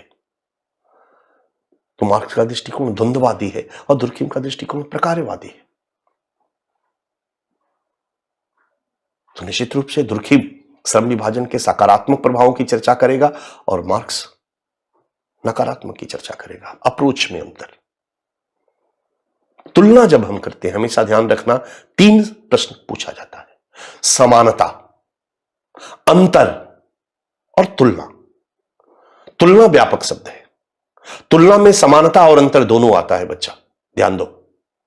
दो के बीच जब हम तुलना करेंगे तो समानता की भी चर्चा करेंगे और अंतर की भी चर्चा करेंगे। तो श्रम विभाजन के बारे में अगर हम मार्क्स और दुर्खिम के विचारों की तुलना करते हैं तो सबसे पहले समानता की तुलना करते हैं। तो समानता में दोनों ने श्रम विभाजन को सामाजिक घटना के रूप में स्वीकार किया है, दोनों ने श्रम विभाजन का समाजशास्त्रीय विश्लेषण प्रस्तुत किया है, दोनों ने श्रम विभाजन के सामाजिक आयामों को दर्शाने का प्रयास किया। लेकिन दोनों के दृष्टिकोण में अंतर है और दोनों के दृष्टिकोण में अंतर होने के कारण दोनों के विचारों में भी अंतर है। श्रम विभाजन के अर्थ के बारे में अंतर, दृष्टिकोण में अंतर हो गया। अर्थ के बारे में मार्क्स का आर्थिक संदर्भ, जटिल श्रम विभाजन के रूप में मार्क्स ने अपने श्रम विभाजन की व्याख्या को प्रस्तुत किया है, जबकि मार्क्स दुर्खिम का व्यापक अर्थ सामाजिक श्रम विभाजन के रूप में दुर्खिम ने श्रम विभाजन के अर्थ को स्पष्ट किया है। यहां पर हम लोग देखते चलते हैं। आपका एक नया टॉपिक है बच्चा, आपके सामने है स्क्रीन पर। श्रम विभाजन के बारे में कार्ल मार्क्स और एमिल दुर्खिम की तुलना। श्रम विभाजन के बारे में कार्ल मार्क्स और एमिल दुर्खिम की तुलना। ठीक है, सबसे पहले श्रम विभाजन के बारे में कार्ल मार्क्स और एमिल दुर्खिम की तुलना। आपकी भूमिका स्टार्ट में हम लेते हैं। दुर्खिम कालीन यूरोप में श्रम विभाजन एक महत्वपूर्ण घटना। शॉर्टकट मारे हैं हम, वाक्य बना दोगे तो ये बड़ा हो जाएगा। दुर्खिम कालीन यूरोप में श्रम विभाजन एक महत्वपूर्ण घटना, राइट, महत्वपूर्ण घटना जिसका विश्लेषण मार्क्स और दुर्खिम दोनों ने अलग अलग दृष्टिकोण से प्रस्तुत किया। श्रम विभाजन पर मार्क्स और दुर्खिम के विचारों में समानता। यहां अब हमको ज्यादा समझाने की जरूरत नहीं है, दोनों पढ़ा चुके।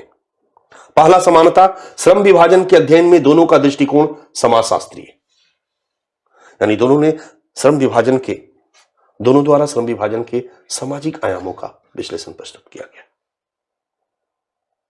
बट अंतर, श्रम विभाजन पर मार्क्स और दुर्खिम के विचारों में अंतर। अंतर अंतर श्रम विभाजन के अध्ययन के दृष्टिकोण या परिप्रेक्ष्य में अंतर। कार्ल मार्क्स द्वंद्ववादी परिप्रेक्ष्य, इसलिए इन्होंने श्रम विभाजन के नकारात्मक पहलुओं के विश्लेषण पर अपने अध्ययन को फोकस किया, केंद्रित किया। दुर्खिम का प्रकारवादी परिप्रेक्ष्य, बस केवल ये स्ट्रक्चर है, लिखोगे अपने आप। श्रम विभाजन की घटना को दुर्खिम ने प्रकारवादी दृष्टिकोण से देखा, प्रकारवादी दृष्टिकोण से देखा और श्रम विभाजन के प्रकार्यात्मक पहलुओं के विश्लेषण पर अपने अध्ययन को केंद्रित किया। अंतर का दूसरा बिंदु श्रम विभाजन का अर्थ। अंतर का दूसरा बिंदु आपके सामने स्क्रीन पर है, श्रम विभाजन का अर्थ। अगर हम थोड़ा सा इसको इधर कर दे तो आपके लिए आसान हो जाएगा। देखिए, अंतर का दूसरा बिंदु श्रम विभाजन का अर्थ।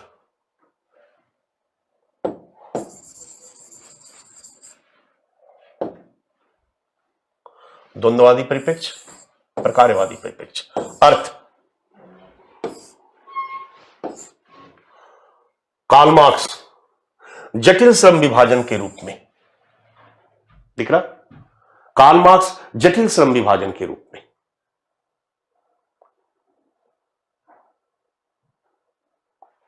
दुर्खिम सामाजिक विभेदीकरण के रूप में।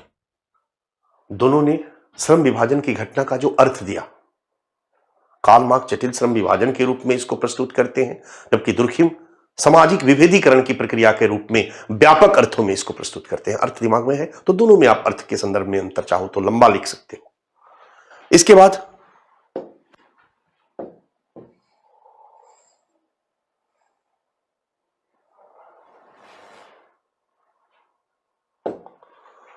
श्रम विभाजन का कारण, अगला है कारण के संदर्भ में मार्क्स क्या कहते हैं? मार्क्स कहते हैं पूंजीपतियों द्वारा अधिक लाभ प्राप्ति हेतु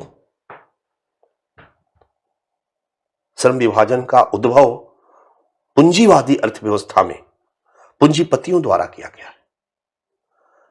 इन्होंने अधिक लाभ को प्राप्त करने के लिए प्रति व्यक्ति उत्पादकता को बढ़ाकर, उत्पाद की गुणवत्ता को बढ़ाकर अधिक से अधिक लाभ कमाया जाए, इस उद्देश्य से पूंजीपतियों ने काम को अलग अलग समूहों में, एक ही काम को कई टुकड़ों में बांटकर और अलग अलग समूहों से करवाने का काम शुरू किया। यानी श्रम विभाजन की घटना के उद्भव का कारण पूंजीपति रहे, जबकि दुर्खिम कहते हैं समाज। समाज द्वारा समाज की आवश्यकताओं को पूरा करने हेतु श्रम विभाजन को उत्पन्न किया गया। जब समाज में जनसंख्या बढ़ी, संसाधन कम पड़ गए, समाज का यह नैतिक दायित्व हुआ कि वो इन समस्या का समाधान करे और समाज ने काम को अलग अलग बांटकर करवाना शुरू किया ताकि काम को और बेहतर और अधिक पूरा किया जा सके और लोगों की आवश्यकताओं को बिना संघर्ष के पूरा किया जा सके। तो इसके उद्भव का कारण समाज है। श्रम विभाजन के परिणाम मार्क्स क्या कहेगा? इसका परिणाम हानिकारक, दुष्प्रकार्यकारी, क्योंकि श्रम विभाजन, ध्यान रखना मार्क्स का विश्लेषण जटिल श्रम विभाजन पर फोकस्ड है। तो मार्क्स कहते हैं श्रम विभाजन कार्य संतुष्टि नहीं होने देता है। काम बांट के करवाने से व्यक्ति एक ही काम को करते करते करते करते बोर हो जाता है। वो काम को पूर्णता में नहीं करता, वो काम के एक टुकड़े को करता है। फिरोज कई वर्षों से केवल शर्ट बनाने की कंपनी में काम करता है, लेकिन केवल धागा काटने का काम इसको दिया गया है। बटन वगैरह में जो धागा काटा जाता है, अब 10 साल से धागा काट रहा है भाई। 10 साल पहले ये शर्ट को पूरा बनाता था और जब पूर्णता में बनाता था तो इसको वर्क सेटिस्फैक्शन मिलता था। लेकिन इस जटिल श्रम विभाजन ने तो काम को टुकड़ों में बांटकर करवाने ने इसको धागा काटने तक केंद्रित कर दिया, बेचारे को सीमित कर दिया और अब इसको काम से संतुष्टि नहीं मिलती है। और साथ साथ इसकी सृजनात्मक क्षमताओं का विकास भी अवरुद्ध हो गया। और बेहतर और बेहतर, अब क्या धागा काटने में सृजनात्मक क्षमताओं का विकास? तो मार्क्स कहते हैं कि कार्य संतुष्टि एवं सृजनात्मक क्षमताओं के विकास को अवरुद्ध करके यह अलगाव को बढ़ाता है। काम से अलगावित हो जाता है मजदूर, बोरियत हो जाती है उसको, काम से रुचि खत्म हो जाती है। जबकि दुर्खिम कहते हैं कि भैया ये सामाजिक एकता और सुदृढ़ता में वृद्धि करता है। ये पारस्परिक निर्भरता पर आधारित एक नए प्रकार की एकता को स्थापित करता है, जिसको दुर्खिम ने सावयवी एकता की संज्ञा दी। इसलिए इसका परिणाम लाभकारी होता है। श्रम विभाजन समाज के लिए प्रकारकारी होता है। 4 बिंदुओं पर हम लोगों ने अंतर देख लिया बच्चा, ठीक है? दृष्टिकोण में अंतर, अर्थ में अंतर, कारण में अंतर, परिणाम में अंतर। अब आते हैं अंत, समाधान। श्रम विभाजन का अंत और समाधान मार्क्स याद है? मार्क्स कहते हैं कि भैया इसका कोई समाधान नहीं है। श्रम विभाजन मानव समाज की अनिवार्य घटना नहीं है, ये तो बाद में आया, इसलिए ये समाज का अनिवार्य विशेषता नहीं है। साम्यवाद के आने के बाद ये खत्म हो जाएगा। इससे उत्पन्न समस्या का कोई सॉल्यूशन नहीं है। श्रम विभाजन की समाप्ति ही इसका एकमात्र उपाय है और श्रम विभाजन की समाप्ति पूंजीवाद की समाप्ति के साथ संभव होगा। याद है ना? मार्क्स कहते हैं कि साम्यवादी क्रांति द्वारा निजी संपत्ति की समाप्ति और समतामूलक साम्यवादी समाज की स्थापना फलतः जटिल श्रम विभाजन का अंत अंत अंत। दुर्खिम कहते हैं नहीं भैया, श्रम विभाजन मानव समाज की अपरिहार्य विशेषता है, अनिवार्य विशेषता है। जब से मानव समाज है तब से श्रम विभाजन विद्यमान रहा है, क्योंकि इसको समाज ने उत्पन्न किया है, अपनी आवश्यकताओं को पूरा करने के लिए उत्पन्न किया है। और जब तक समाज रहेगा, श्रम विभाजन समाज की अनिवार्य विशेषता के रूप में विद्यमान रहेगा, क्योंकि श्रम विभाजन सदैव समाज के लिए लाभकारी होता है। हाँ, इसको अगर गलत तरीके से इंप्लीमेंट किया जाए तो इसके कुछ हानिकारक परिणाम होते हैं, लेकिन ये श्रम विभाजन के हानिकारक परिणाम नहीं है, ये उसके गलत तरीके से लागू करने के हानिकारक परिणाम है। व्यवस्थामूलक श्रम विभाजन, विसंगति मूलक श्रम विभाजन, व्याधिकीय श्रम विभाजन के रूप में। और इस श्रम विभाजन का समाधान भी है, इसका समाधान भी है। तो दुर्खिम कहते हैं कि समाज की यह अपरिहार्य विशेषता है जिसका अंत संभव नहीं है। व्यवस्था में सुधार करके इसके नकारात्मक पक्षों का समाधान संभव है, पर श्रम विभाजन का अंत संभव नहीं है। समीक्षा। समीक्षा। दोनों के विचार एक पक्षीय है,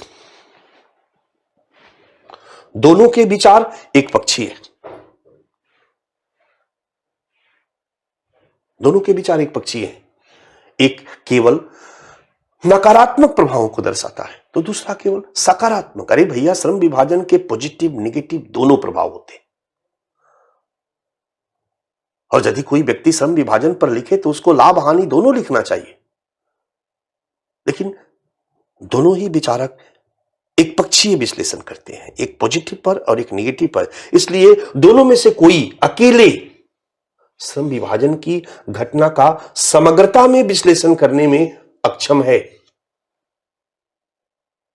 मतलब किसी एक के थ्योरी को पढ़कर श्रम विभाजन को समग्रता में नहीं समझा जा सकता है। ना तो मार्क्स के श्रम विभाजन के सिद्धांत को, थ्योरी को पढ़ करके श्रम विभाजन की घटना का समग्रता में समझ हासिल किया जा सकता है, और ना ही दुर्खिम के श्रम विभाजन के सिद्धांत को पढ़ करके समग्रता में समझ हासिल किया जा सकता। अगर किसी छोटे बच्चे को, एक ऐसे व्यक्ति को जिसको श्रम विभाजन के बारे में कोई जानकारी नहीं है, किताब दिया जाता है पढ़ने के लिए कि ये लीजिए श्रम विभाजन के सामाजिक आयामों को पढ़िए, मार्क्स का किताब दिया जाता है, वो केवल नेगेटिव चीजों को जान पाएगा, पॉजिटिव चीज नहीं जान पाएगा। दुर्खिम की किताब से केवल पॉजिटिव जानेगा, नेगेटिव नहीं जानेगा। मार्क्स की किताब से केवल ये जानेगा कि कैसे पूंजीपति अपने हितों को पूरा करने के लिए इसको उत्पन्न करते हैं, ये नहीं देखेगा कि समाज कैसे इसको उत्पन्न करता है। जबकि दुर्खिम के अनुसार केवल यह पता चलेगा कि कैसे समाज अपनी आवश्यकताओं को पूरा करने के लिए श्रम विभाजन की घटना को उत्पन्न करते हैं। पर दुर्खिम के किताब को पढ़ने से यह पता नहीं चलेगा कि कैसे व्यक्ति या पूंजीपति अपने हितों को सिद्ध करने के लिए इस घटना को उत्पन्न करते हैं। तो एक पक्षीय है, और श्रम विभाजन की घटना के समग्रता में विश्लेषण कर पाने में दोनों में से कोई अकेले सक्षम नहीं है। हां, यदि दोनों को एकीकृत कर दिया जाए। एकीकृत का मतलब है कि पॉजिटिव, नेगेटिव, व्यक्ति की भूमिका, समाज की भूमिका एकीकृत कर दिया जाए, यानी किसी बिल्कुल अनजान व्यक्ति को दोनों ही पढ़ने को दिया जाए, तब जाकर श्रम विभाजन की घटना को समग्रता में समझा जा सकता है, समग्रता में समझा जा सकता है। ठीक है, तो क्या किया जाए? फेंक दिया जाए? नहीं, परंतु दोनों अलग अलग श्रम विभाजन के अलग अलग पक्षों के विश्लेषण में समाजशास्त्र में महत्वपूर्ण है, समाजशास्त्र में महत्वपूर्ण है। अलग अलग एक एक पक्षों का विश्लेषण कम से कम तो बेहतर करता है।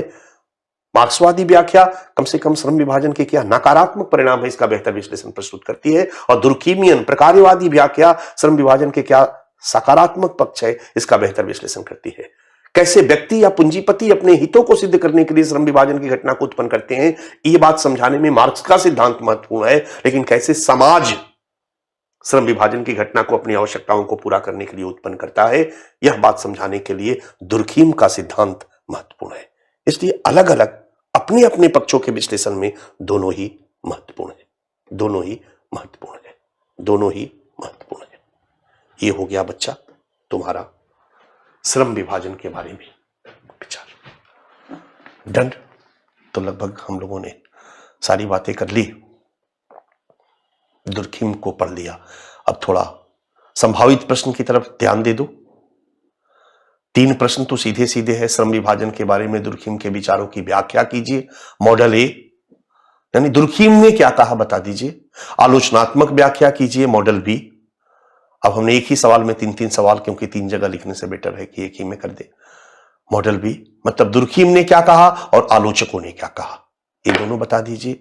समीक्षा कीजिए, विवेचना कीजिए, परीक्षण कीजिए। मॉडल सी मतलब दुर्खिम के विचार को संक्षेप में लिखते हुए इसके महत्व और इसकी कमियां दोनों को दिखाना है।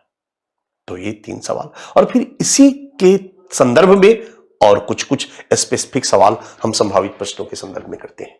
तो आइए, आपके सामने पहला सवाल आपके स्क्रीन पर है। श्रम विभाजन के बारे में सवाल देखो बच्चा। श्रम विभाजन के बारे में दुर्खिम के विचारों को सविस्तार प्रतिपादित कीजिए। ये सवाल नंबर 1 है, ठीक है। और ये मॉडल क्या है? ए। आलोचनात्मक व्याख्या कीजिए, ये सवाल नंबर 2 है। और ये मॉडल क्या है? बी। और समीक्षा कीजिए, ये सवाल नंबर 3 है। और मॉडल क्या है? सी।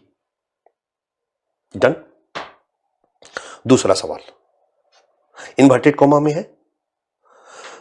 अब देखना, इन्वर्टेड कॉमा में कोई स्टेटमेंट तीन चीजों से जुड़ा रहेगा, या तो दुर्खिम के दो चीजों से, या तो दुर्खिम के विचार से जुड़ा होगा, या आलोचना से जुड़ा होगा, कभी कभी महत्व से भी जुड़ा होगा। तो यही तीन पहलू है जिस पर स्टेटमेंट होता है। थिंकर ने क्या कहा उसके कथन वाला स्टेटमेंट डाल दिया जाता है। आलोचकों ने क्या कहा, आलोचना को स्टेटमेंट के रूप में रख दिया जाता है। या फिर कई बार महत्व को स्टेटमेंट के रूप में रख दिया जाता है और कहा जाता है कि इस कथन के प्रकाश में उस थिंकर के विचारों पर विचार कीजिए, समीक्षा कीजिए, टेस्ट टेस्ट टेस्ट, राइट। फिर मॉडल ए और बी और सी होता है, लेकिन थोड़ा फोकस्ड हो जाता है सवाल आपका। दूसरा सवाल है, श्रम विभाजन में वृद्धि के साथ, श्रम विभाजन में वृद्धि के साथ जहां एक तरफ व्यक्ति की स्वायत्ता में वृद्धि होती है, वहीं समाज पर उसकी निर्भरता भी बढ़ती जाती है। ठीक है। दुर्खिम के इस कथन को सविस्तार प्रतिपादित कीजिए। अब यहां ध्यान देना, सविस्तार प्रतिपादित कीजिए, यानी मॉडल ए है, ठीक है। यानी दुर्खिम का श्रम विभाजन का सिद्धांत की व्याख्या करनी है बच्चा, लेकिन व्याख्या करते समय इस स्टेटमेंट को केंद्र में रख करके व्याख्या करनी। दुर्खिम का विचार तो बहुत बड़ा है, अर्थ पर विचार है, कारण पर के संदर्भ में विचार है, प्रकार के संदर्भ में विचार है, यांत्रिक एकता सा, इसी संदर्भ में वो कई जगहों पर कई विचारों को रखा। इतनी मोटी किताब है दुर्खिम की, थोड़ी हम सारा किताब लिखेंगे। हम आंसर करते समय ये जो स्टेटमेंट है इसको केंद्र में रखेंगे। और आपको याद आ चुका होगा, श्रम विभाजन में वृद्धि के साथ जहां एक तरफ व्यक्ति की स्वायत्ता में वृद्धि होती है, वहीं समाज पर उसकी निर्भरता भी बढ़ती जाती है। दुर्खिम के इस कथन को सविस्तार प्रतिपादित कीजिए। डन कर सकते हैं बच्चा। कैसे कैसे श्रम विभाजन बढ़ता है, कैसे समाज से पृथक व्यक्ति को और व्यक्ति के व्यक्तित्व को महत्व दिया जाने लगता है, समझ में आ रहा है? कैसे समाज से पृथक व्यक्ति की स्वतंत्रता, स्वायत्ता में वृद्धि होती है, व्यक्ति स्वायत्त होता चला जाता है, स्वतंत्र होता चला जाता है, लेकिन वहीं पर वह अपनी आत्मनिर्भरता को खोता चला जाता है, क्योंकि वो विशेषीकृत हो जाता है श्रम विभाजन के परिणाम स्वरूप, और वो अपनी सभी आवश्यकताओं को अकेले पूरा करने में सक्षम नहीं होता है, और वो समाज पर अधिकाधिक निर्भर होता चला जाता है। तो ये निर्भरता भी बढ़ती जाती है। क्लियर है? चलो तीसरा सवाल करते। इसका आंसर भी मैंने दे दिया है, ध्यान से देखते जाओ। भूमिका एक अच्छी शुरुआत, पार्ट 1 है आपका, 10 शब्दों में एक लाइन से स्टार्ट लेंगे हम। पार्ट 2 है आदिम समाज। ध्यान दो, आदिम समाज यांत्रिक एकता वाला समाज, जहां श्रम विभाजन का अभाव, समाज में पृथक व्यक्ति को महत्व नहीं और व्यक्ति समाज में विलीन, फलतः व्यक्ति द्वारा नियमों पर सहमति और नियमों का यंत्रवत पालन। सोचो। इसके बाद पार्ट 3 जनसंख्या के भौतिक घनत्व में वृद्धि यानी जनसंख्या वृद्धि एवं नैतिक घनत्व में वृद्धि है जनसंख्या वृद्धि, लेकिन अगर भौतिक घनत्व नैतिक घनत्व दोगे तो दुर्खिम का शब्द होगा, वो इंप्रेसिव होगा। में वृद्धि श्रम विभाजन का उद्भव और विकास फलतः विशेषीकरण में वृद्धि और समाज से पृथक व्यक्ति की महत्ता व स्वायत्ता में वृद्धि। परंतु विशेषीकरण के में वृद्धि के साथ व्यक्ति की अपनी सभी आवश्यकताओं को पूरा करने में अक्षम, फलतः समाज पर उसकी निर्भरता में वृद्धि और पारस्परिक निर्भरता पर आधारित सामूहिक एकता में वृद्धि। ठीक है, यही है दुर्खिम का विचार। इसी को हम पूरा डिटेल लिखेंगे। अगर 300 शब्दों में है तो मान के चलो कि 250 शब्द हम इसी पर देंगे, सारी बातें, ये वाली बातें बता देंगे। डन। और लास्ट में निष्कर्ष। चूंकि आलोचना और महत्व पूछा नहीं गया है तो आलोचना और महत्व रहेगा, but A part of conclusion रहेगा। तो आलोचना और महत्व के साथ निष्कर्ष देंगे मात्र 20 शब्दों में, 20-25 शब्दों में। तो यहां पर आलोचना 2-3 प्रमुख मेथोडोलॉजी की आलोचना, वो भी कॉमा दे के, कॉमा सेमीकोलम और महत्व देते हुए कंक्लूड कर देंगे। डन। ये हो गया आपका विगत वर्षों में यूपीएससी द्वारा पूछे गए प्रश्न। विगत वर्षों में यूपीएससी द्वारा पूछे गए प्रश्न। अब आइए क्वेश्चन देख लेते हैं। 2010 में सवाल पूछा गया है बच्चा, ध्यान से देखो। श्रम विभाजन के ढांचे के संदर्भ में कार्ल मार्क्स की एमिल दुर्खिम से तुलना कीजिए। श्रम विभाजन पर मार्क्स और दुर्खिम की तुलना 2010 का सवाल है। कर दोगे? डन, कोई दिक्कत नहीं है, अभी हम लोगों ने कर दिया। दुर्खिम के मतानुसार, अब देखो सवाल कैसे घुमा के पूछ रहा है।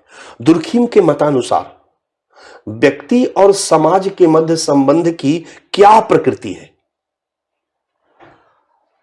व्यक्ति और समाज के मध्य संबंधों के बहस में दुर्खिम क्या कहता है? बड़ा क्लियर है, दुर्खिम समाज पर महत्व देता है, ये हम बताएंगे। लेकिन इसमें जोड़ रहा है कि समाज में श्रम विभाजन के उनके विश्लेषण की मदद से समझाइए। तो व्यक्ति और समाज के मध्य संबंधों के बारे में दुर्खिम का क्या कहना है ये हम लिखेंगे, लेकिन उदाहरण हम श्रम विभाजन के सिद्धांत में जो दुर्खिम ने अपने विचार दिए हैं उस उदाहरण को यूज करेंगे और हम व्यक्ति और समाज के संबंधों के बारे में दुर्खिम के विचारों को प्रस्तुत करेंगे। तो यहां ध्यान दो, यहां पर श्रम विभाजन के बारे में दुर्खिम का जो सिद्धांत है, विचार है, वो एग्जाम्पल है जिसको हमें यूज करना है। किस बात का बताने के लिए? तो व्यक्ति और समाज के मध्य संबंधों की क्या प्रकृति है इसके बारे में बताने के लिए। क्लियर है? अगला सवाल 2002 का, ध्यान से देखो। 2002 में यूपीएससी ने एक सवाल पूछा है। सवाल क्या है देखो। दुर्खिम ने तर्क दिया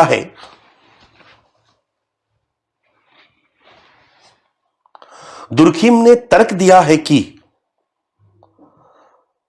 समाज में श्रम विभाजन का प्रकार्य, दुर्खिम ने तर्क दिया है कि समाज में श्रम विभाजन का प्रकार्य सामाजिक एकता को बढ़ावा देने का है। दुर्खिम ने तर्क दिया है कि समाज में श्रम विभाजन का प्रकार्य सामाजिक एकता को बढ़ावा देने का है। यह कथन हो गया। इस कथन को सविस्तार प्रतिपादित कीजिए तथा उनके द्वारा प्रतिपादित सुदृढ़ता के दो रूपों के बीच विभेदन का विश्लेषण कीजिए। अब सवाल जो है बच्चा वो यहां से शुरू हो रहा, यहां से सवाल है। इस कथन को सविस्तार प्रतिपादित कीजिए। श्रम विभाजन के किस पक्ष से जुड़ा हुआ है कथन? अर्थ से जुड़ा हुआ है, कारण से जुड़ा हुआ है, प्रकार्य से जुड़ा हुआ है, टाइप से जुड़ा हुआ है या समाधान से जुड़ा हुआ है? तो यह कथन श्रम विभाजन के प्रकार्य से जुड़ा हुआ है। तो दुर्खिम के सभी विचारों को सविस्तार प्रतिपादित नहीं करना है, केवल श्रम विभाजन के प्रकार्य के बारे में ये जो दुर्खिम का विचार है कि कैसे एकता को बढ़ावा देता है, इस विचार को सविस्तार प्रतिपादित करना है, सारे विचार को नहीं। पहली बात। दूसरी बात कि सविस्तार प्रतिपादित करना है, यानी ये ए मॉडल का सवाल है, सविस्तार प्रतिपादित करना है। तो दुर्खिम ने क्या कहा कैसे दुर्खिम के अनुसार श्रम विभाजन सामाजिक एकता को बढ़ावा देने का काम करता है, यह बताना है।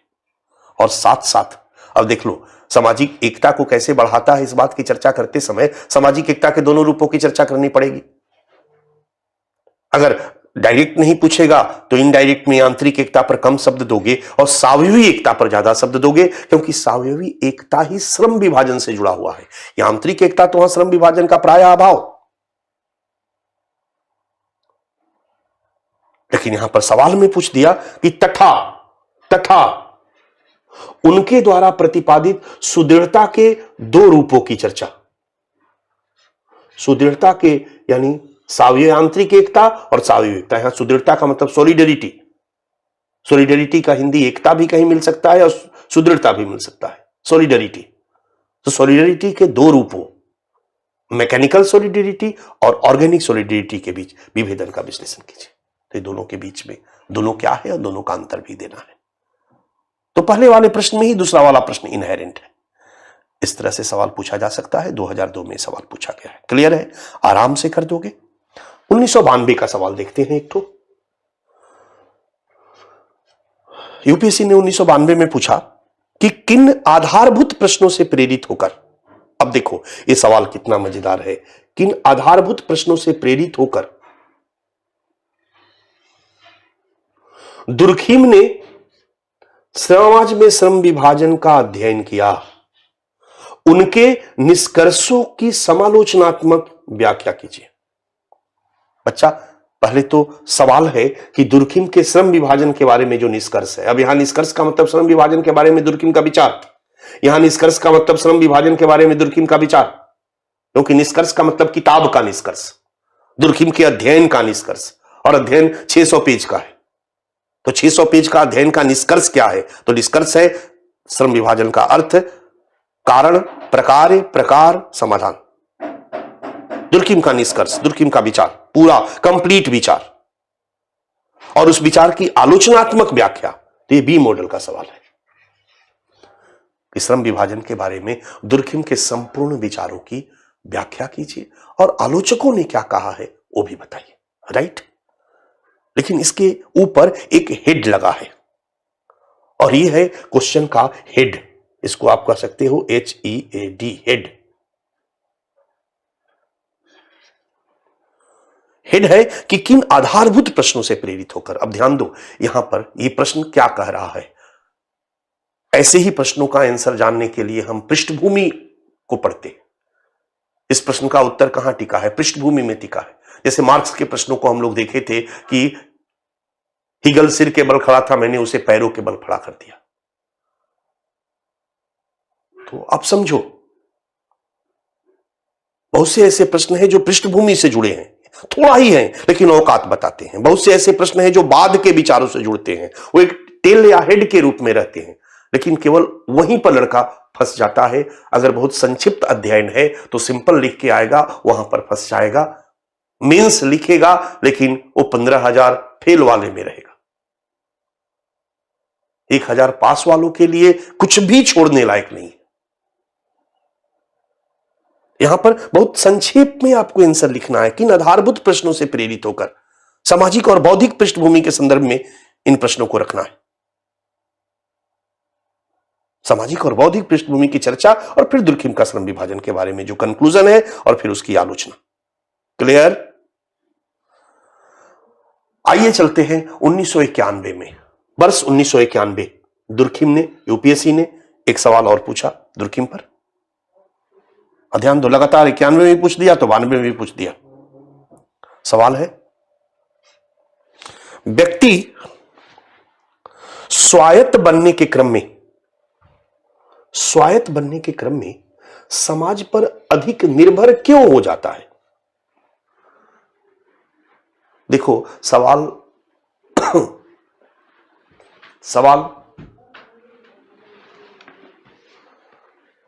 सीधा सीधा वही है कि दुर्खिम के श्रम विभाजन के विचारों की व्याख्या कीजिए, आलोचनात्मक व्याख्या कीजिए या समीक्षा कीजिए। लेकिन इसी बात को ऐसे घुमा घुमा के प्रश्न को पूछा जा सकता है। इसलिए अगर विषय वस्तु की अच्छी पकड़ न हो, यदि विषय वस्तु की अच्छी पकड़ न हो, अच्छी समझ न हो, तो फिर आपके लिए कठिन हो जाएगा। आप देखो सवाल, मैं पढ़ाता हूं और साथ साथ आपके सामने यूपीएससी का सवाल रखता हूं। इतना गहराई में, इतना टाइम लेकर थिंक कर पढ़ाने में भी आप सवाल का जवाब करने में सोचना पड़ता है।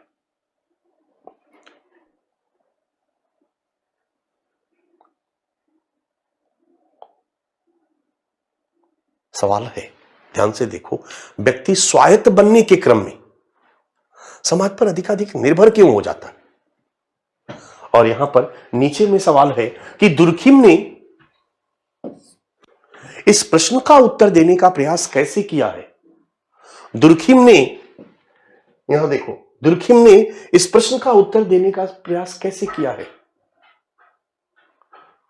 दुर्खिम ने दिखाया है कि कैसे समाज में श्रम विभाजन के पहले यांत्रिकता वाले समाज में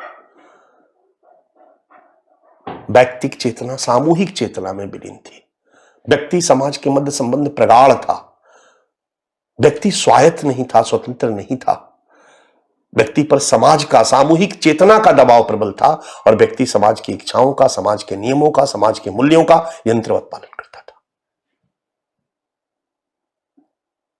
बट बढ़ते हुए श्रम विभाजन की घटना ने विशेषीकरण को संभव बनाया और बढ़ता हुआ विशेषीकरण से समाज से पृथक व्यक्ति के व्यक्तित्व को महत्व दिया जाने लगा। व्यक्ति महत्वपूर्ण हो गया। जब समाज से पृथक व्यक्ति के व्यक्तित्व को महत्व दिया जाने लगा तो व्यक्ति की स्वायत्तता में वृद्धि हुई, व्यक्ति की स्वतंत्रता में वृद्धि हुई, समाज से स्वायत्तता में वृद्धि हुई, समाज से व्यक्ति की स्वतंत्रता में वृद्धि हुई।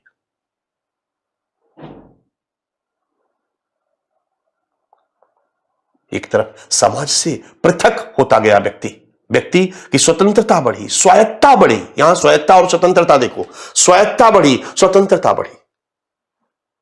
जिस श्रम विभाजन और विशेषीकरण ने समाज से पृथक व्यक्ति के व्यक्तित्व को महत्व प्रदान करके व्यक्ति की स्वायत्तता और स्वतंत्रता में वृद्धि करी, वही श्रम विभाजन और विशेषीकरण ने व्यक्ति की आत्मनिर्भरता को खत्म किया या करता है और समाज पर व्यक्ति को अधिकाधिक निर्भर बना देता है। क्योंकि जब व्यक्ति विशेषीकृत होता है, स्पेशलाइज्ड हो जाता है, तो फिर वो अपने सभी आवश्यकताओं को अकेले पूरा करने में सक्षम नहीं रह पाता है और अपने सभी अन्य आवश्यकताओं को पूरा करने के लिए उसे समाज पर अधिकाधिक निर्भर होना पड़ता है। तो श्रम विभाजन और विशेषीकरण की यह घटना, बढ़ता हुआ श्रम विभाजन और विशेषीकरण, जहां एक तरफ समाज से पृथक व्यक्ति के व्यक्तित्व को महत्व प्रदान करके व्यक्ति की स्वायत्तता और स्वतंत्रता को बढ़ाती है, वहीं दूसरी तरफ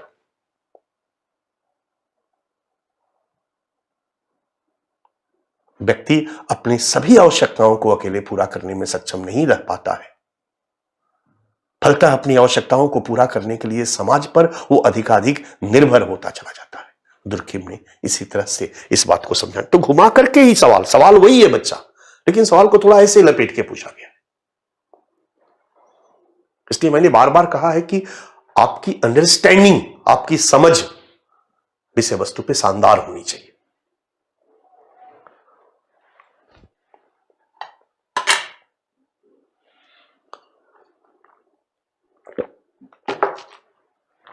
ठीक है, तो व्यक्ति स्वायत्त बनने के क्रम में समाज पर अधिक निर्भर क्यों हो जाता है? दुर्खिम ने इस प्रश्न का उत्तर देने का प्रयास कैसे किया है?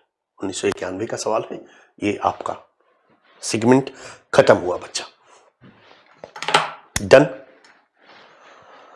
ये है आपका एमिल दुर्खिम। ये है आपका एमिल दुर्खिम। एमिल दुर्खिम एक समाजशास्त्रीय चिंतक। एमिल दुर्खिम का समाजशास्त्र के लिए योगदान, एमिल दुर्खिम का समाज के बारे में विचार, समाजशास्त्र के बारे में विचार, समाज के बारे में विचार। एमिल दुर्खीम का जन्म 1858, मृत्यु 1917, स्थान फ्रांस। उस समय की सामाजिक पृष्ठभूमि, उस समय की बौद्धिक पृष्ठभूमि।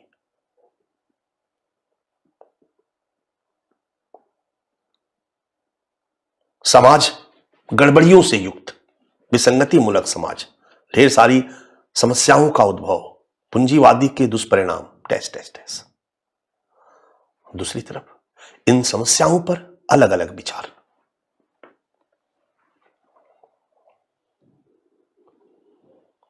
तीसरी तरफ समाजशास्त्र विकास की प्रक्रिया में अगस्त कॉम्टे द्वारा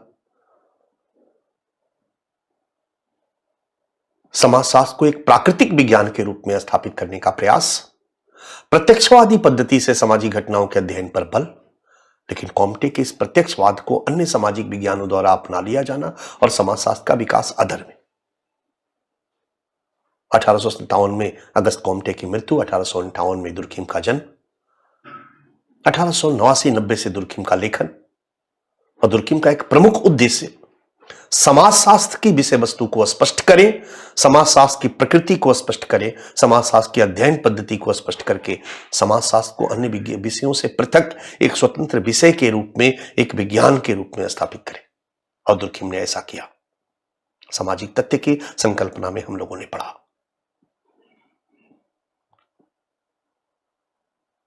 बिल्कुल क्लियर है। दुर्खीम ने बताया कि समाजशास्त्र क्या है, यह अन्य सामाजिक विज्ञानों से अलग है। ये केवल सामाजिक तथ्यों का अध्ययन करने वाला विषय है। ये सामाजिक तथ्यों के कारणों को अन्य सामाजिक तथ्यों में ढूंढता है, सामाजिक तथ्य को सामाजिक प्रभावों की व्याख्या करता है, प्रकारों की व्याख्या करता है। समाजशास्त्रीय परिप्रेक्ष्य से ये सामाजिक घटनाओं को देखता है, अन्य विषय अपने परिप्रेक्ष्य से देखते हैं। ये अन्य विषयों से अलग है। ये सामाजिक तथ्यों का अध्ययन करते समय प्रत्यक्ष निरीक्षण परीक्षण की पद्धति का प्रयोग करता है, उसके कारणों की व्याख्या सब बताया दुर्खीम ने। और इस तरह से सोशियोलॉजी को एक स्वतंत्र विषय के रूप में स्थापित करने में इसने अहम भूमिका निभाई। दुर्खीम के ही प्रयासों से सोशियोलॉजी को एक पृथक विषय के रूप में सरकार ने, यूनिवर्सिटी ने रिकॉग्नाइज किया, मान्यता दी, अलग सोशियोलॉजी डिपार्टमेंट खोला, पढ़ाया जाने लगा। ये सोशियोलॉजी के क्षेत्र में दुर्खीम का योगदान है। सोशियोलॉजी के बारे में दुर्खीम का विचार। समाज के बारे में भी दुर्खीम ने विचार प्रस्तुत किया। समाज के बारे में जो दुर्खीम का विचार था, वो प्रकारवादी दृष्टिकोण से उन्होंने समाज का विश्लेषण प्रस्तुत किया।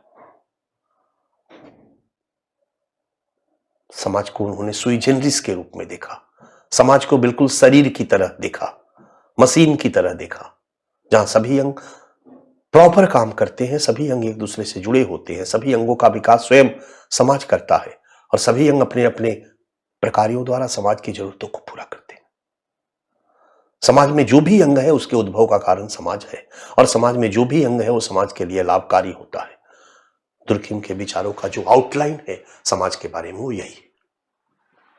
समाज व्यक्ति से ऊपर, व्यक्ति के लिए बाध्यकारी है, व्यक्ति से बाहर है।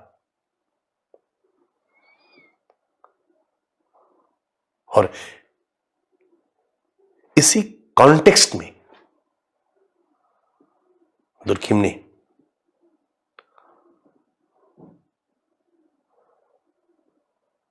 धर्म का अपना समाजशास्त्रीय सिद्धांत प्रस्तुत किया, प्रकारवादी सिद्धांत प्रस्तुत किया। श्रम विभाजन का समाजशास्त्रीय सिद्धांत प्रस्तुत किया, प्रकारवादी सिद्धांत प्रस्तुत किया। और आत्महत्या जैसी घटना का समाजशास्त्रीय सिद्धांत प्रस्तुत किया और प्रकारवादी सिद्धांत प्रस्तुत किया। यही है मानव समाज के बारे में दुर्खीम का विचार।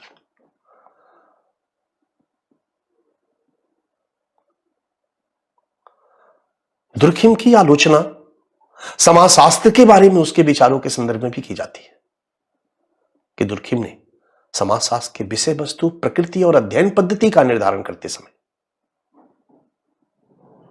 व्यक्तिक चेतना को, व्यक्ति के मनोविज्ञान को महत्व नहीं दिया।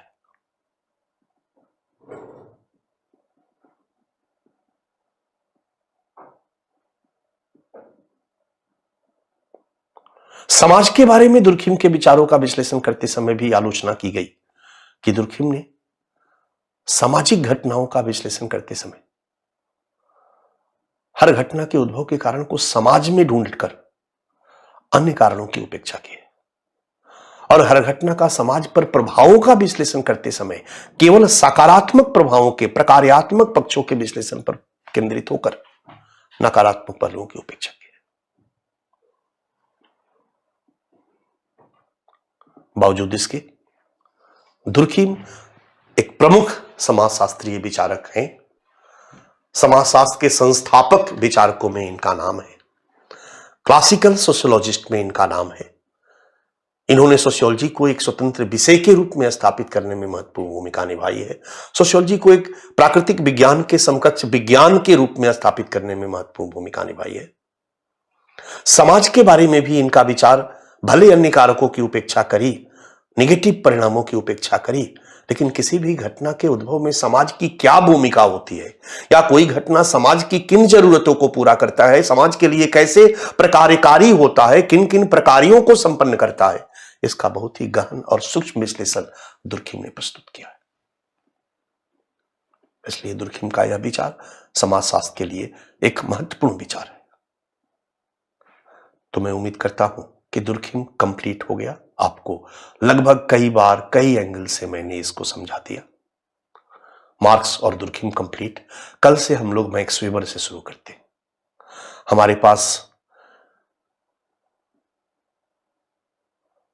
बुध, बृहस्पति, शुक्र, शनि 4 दिन और मंडे 5 दिन का समय है। तो मैक्स वेबर का समय हमारे लिए कम पड़ेगा, तो हम बीच में इसके लिए समय निकालेंगे। संडे को हम मैक्स वेबर पे क्लास ले लेंगे।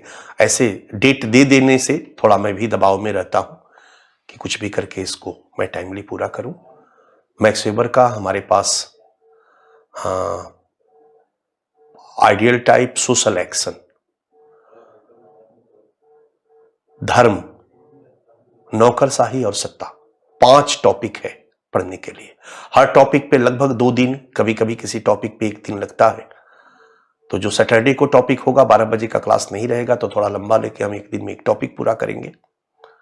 बाकी दिनों में तो हमारे लिए 4 टॉपिक के लिए 8 दिन का समय, 1 टॉपिक 9 दिन का समय और 2 दिन शुरुआत मैक्स वेबर का 10 से 11 दिन का क्लास लगता है। मैं कोशिश करूंगा कि इसको 7-8 क्लास में निपटाऊं। हमारे पास समय मात्र 5 दिन, 6 दिन, संडे भी हम जोड़ेंगे, 6 दिन का समय है।